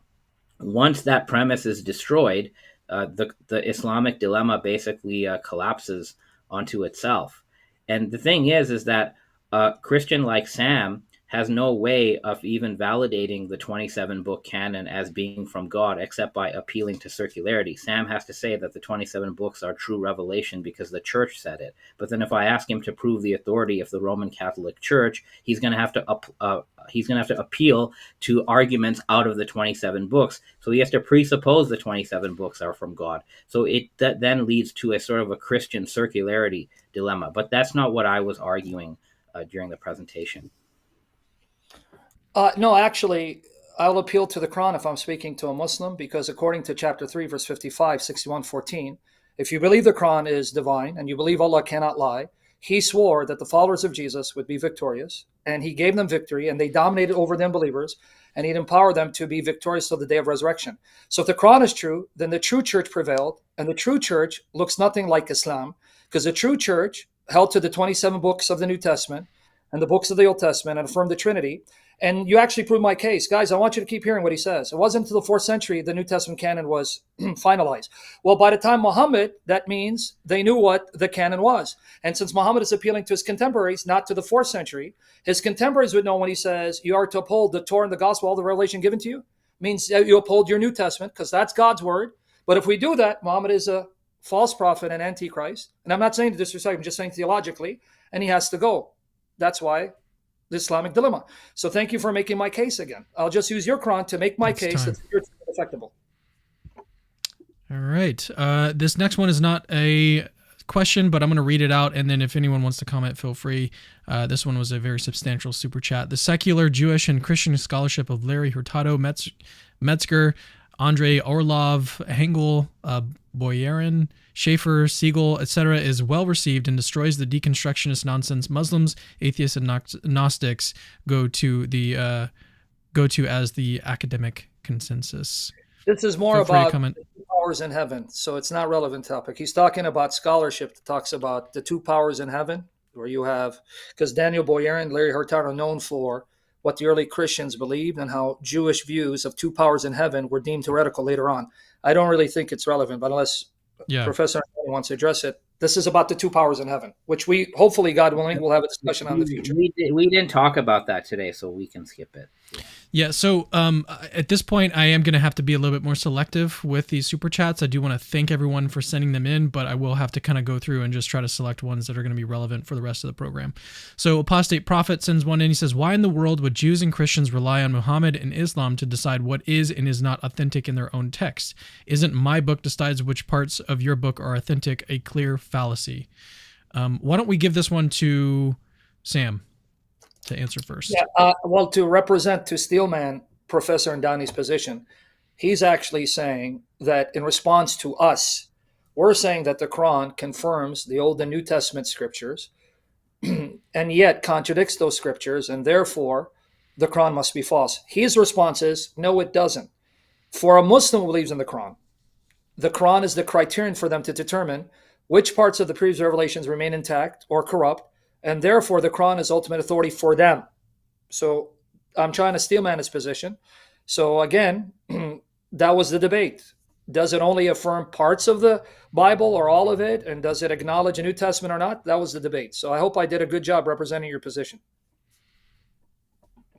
Khalil, if you got anything to say in response, feel Yeah, so free. I would simply say that for starters, just to answer the question, Surah 5 says that Jews and Christians came to Muhammad to obtain legal rulings. That's like that whole section of Surah 5 is about that. Now, why did they come to him in the first place? It's not historically clear why, but they did. So the Quranic answer to the Jews and Christians who don't follow Muhammad religiously, they probably followed him politically, and they said they wanted to give legal rulings. The Quran said, look, like for your legal rulings, you should go to the laws that you have, basically. And the Quran authenticates these laws because it actually cites laws that are still found in the extant Old Testament and New Testament. So again, the Quran is validating parts of the Christian and Jewish canon, but not the whole. But my question is, there's nothing illogical about an author That's agreeing with a time. portion of another author and disagreeing with the other portion. As an academic, like we do this all the time, and no one accuses me of being in an academic dilemma to do that. All right, next one from Mike Q. Didn't the Christian monks who supposedly encountered Muhammad have the 27 New Testament books and all Old Testament books as revealed revelation? God bless Sam and Cam. So for me, I think that's for Khalil. Yeah, Khalil. So, I mean, we don't have a lot of historical data on who these Christian monks were. The Christians at the time had a canon, although, as you know, Orthodox, later Protestants, Catholics, they had not finalized the canon until much later, right? But there is a canon. The thing is, the New Testament doesn't exist in Arabic. So, in Arabia, the New Testament is not some available book. It's not like a 27 book volume that's floating around over there at the time. So it's not even included in sort of what Muhammad's immediate audience has with them at the time. What they have is more preaching, sermons, notes, this sort of thing. So yeah, that's just from a historical perspective. But then the Quran itself, although it knows the content of the New Testament, it never comes out and affirms that New Testament. And that's why, to me, there's just not enough data points to argue for premise one of the Islamic dilemma. And once you can't argue for premise one, there is no more Islamic dilemma. And if you could argue a lower premise one, maybe the Quran affirms the four Gospels, then we can have another discussion of, do the four Gospels actually teach the Trinity, which I don't think they do. I don't even think they teach the divinity of Jesus. sure, But we can do that next time. Yeah. In response, notice again, he acknowledges. I want you to hear this acknowledgement. The Quran is aware of the New Testament, interacts with it, but his only complaint is it doesn't come out and say the New Testament or say 27 books. But that's an argument from silence. It's like me saying, well, the Quran doesn't mention what the Quran is, how many surahs will make up the Quran, how many verses each surah is composed thereof. That's not in the Quran. So therefore, how do you know that everything that you claim is the Quran is actually the Quran? See, that's not a good way of arguing, because we're going by the positive statements. Since he acknowledges they had the New Testament, and since the Quran comes to confirm what is with them and exhorts them to behold what they had, ipso facto, the Quran confirms the New Testament. Game over. Islamic dilemma has been confirmed. We can have a discussion on the Gospels, and I'll show you the Trinity from the Gospels. Yeah, this next one is actually on that topic, so feel free to go into it if you want. If the canon was added to so much, how come there is first century explicit and implicit reference to Christ as God, two powers theology, proto-trinity, and the Didache? Paul appeals to this as though already extant. Can we defer to a future discussion on that, on the deity of Christ? We can absolutely do that. I just wanted to give you guys an opportunity. We can do that if we can agree. Maybe have the Gospels. Yeah. Fair enough. Let me scoot down and get to another question that I saw down here that is actually on topic. According to John, as this person, Khalil, the Islamic dilemma is not exactly a critique of Islam as such, but of the Quran, which becomes a problem for Islam. You can't assume the Quran is coherent a priori. Precisely. Actually, you do assume that any text under analysis, you offer it the principle of charity. We do this with every text. If we assume that the Quran is incoherent a priori, then that, like, you've already, it's a foregone conclusion. It's just special pleading. So what we have to be open to is we have to be open to the fact that any text is internally coherent. And then we analyze the text and we come up with different possibilities. So some interpretations lead to an internally coherent text. Some interpretations lead to an incoherent text. And when you have a possibility of a coherent text and there's a basis for that, then you can easily go with that, right? The only way the Islamic dilemma can actually work is if you separate the Quran into different bits, and then you read each bit independent of the other bit. So, as I said, some verses say the Quran confirms what is with them, but another verse says the prophet confirms what God gave the prophets. So that's a specification of what is with them. And then other verses explicitly disconfirm beliefs that are with the Christians. What I do is I read all of this together because they're often part of the same chapter. What Sam does is he reads all of these in isolation and he says bit A of the Quran contradicts bit B of the Quran. Now, he's free to do that, but as an academic and as like a neutral party, we would always apply the principle of charity. And that's how I would read, the Gospel of Mark as one text or the Gospel of Luke as one text. Like, nobody would make this sort of argument with the Bible because I think we can be much more charitable as Muslims to other books. We don't try to find like these artificial contradictions, which is what the Islamic dilemma tries to do. I don't think you're super familiar with contemporary Dawa, Khalil. There's a lot of interesting things out there. I'm just joking around. Sorry about that. Go ahead, Sam. Thanks for cutting me off, Cameron. Is he paying you? You're welcome. You're welcome. All right. Eventually, I'm going to lose weight like you. But anyway, notice, and then in his argument, he assumes the Quran. He assumes what the Quran is. He assumes how many chapters make up the Quran. He assumes that these chapters consist of X number of verses in order to assume that it needs to be read charitably and try to see that it's consistent, not assume that it's inconsistent. But that's begging the question. You have to assume the Quran in order to apply the principle of charity of the Quran. But how do you know what the Quran is? Because your entire argument is the Quran never mentions a New Testament. Well, the Quran never mentions what the Quran is. So how do you know this surah is meant to go with these surahs? And I know these verses are actually part of that surah because if we go with outside sources of the Quran, in fact, one of your arguments is this, that 7:157, though a Meccan surah, was actually added to chapter 7 during the Medinan period. So how do you know these verses are coherent if you just go to the Quran internally? And when you talk about charity, you've been anything but charitable to the New Testament. You assume it's corrupted, it's anonymous, hasn't been perfectly preserved. All right, that's going to do it for us tonight. Unfortunately, we had a lot more super chats that came in, but I think most of them are off topic. Very interesting questions, and I really appreciate you guys sending them in. They do help the ministry, but unfortunately, we just don't have time. We've both got to go. Khalil, I'm sure, probably has other things to do as well. But yeah, I appreciate both of you guys coming. I want to give you guys an opportunity to share any last thoughts if you'd like to. Otherwise, we can just go ahead and close things out. Just give me a thumbs up if you'd like to do some closing statements. Well, I'm just going to say this. Dr. Andani, I apologize if I offended you. I do respect you. You are an academic, and I'm not. And I'm not trying to be humble. I'm not. So it's an honor that you would even engage me because your field is scholarship. I'm just an intern apologist, and I pray for you. And I love you as a human being, and I pray God's richest blessings on you. If you want to talk about the Gospels in the future, I'm all game. Let's try to do that. Yeah, I'll just say thank you, Cam, for hosting us. Thank you, Sam, for coming on. I thought it was a lot of fun, and despite my disagreements with you, I ask God to bless you and your family, and I ask God to lead all of us into truth, and hopefully on the other side, we can all see each other there, and our differences will be reconciled. So thank you all so much, and I'm happy to sort of do this again sometime. Right. All right, thank you guys for watching. We'll see you in the next Capturing Christianity video very soon. See you. Hey, it's me again. Actually, don't leave yet. I've got something super, super important to tell you. So first of all, you're awesome. Like you just watched a really, really long video just now, and you're still watching it. That is actually pretty amazing. Secondly, we have hundreds, literally hundreds of other apologetics related videos for you to watch on our channel. Go check them out. I've interviewed exorcists, hosted debates between Christians and atheists. I've even made response videos to atheists. All of that is available on our channel. Go check it out.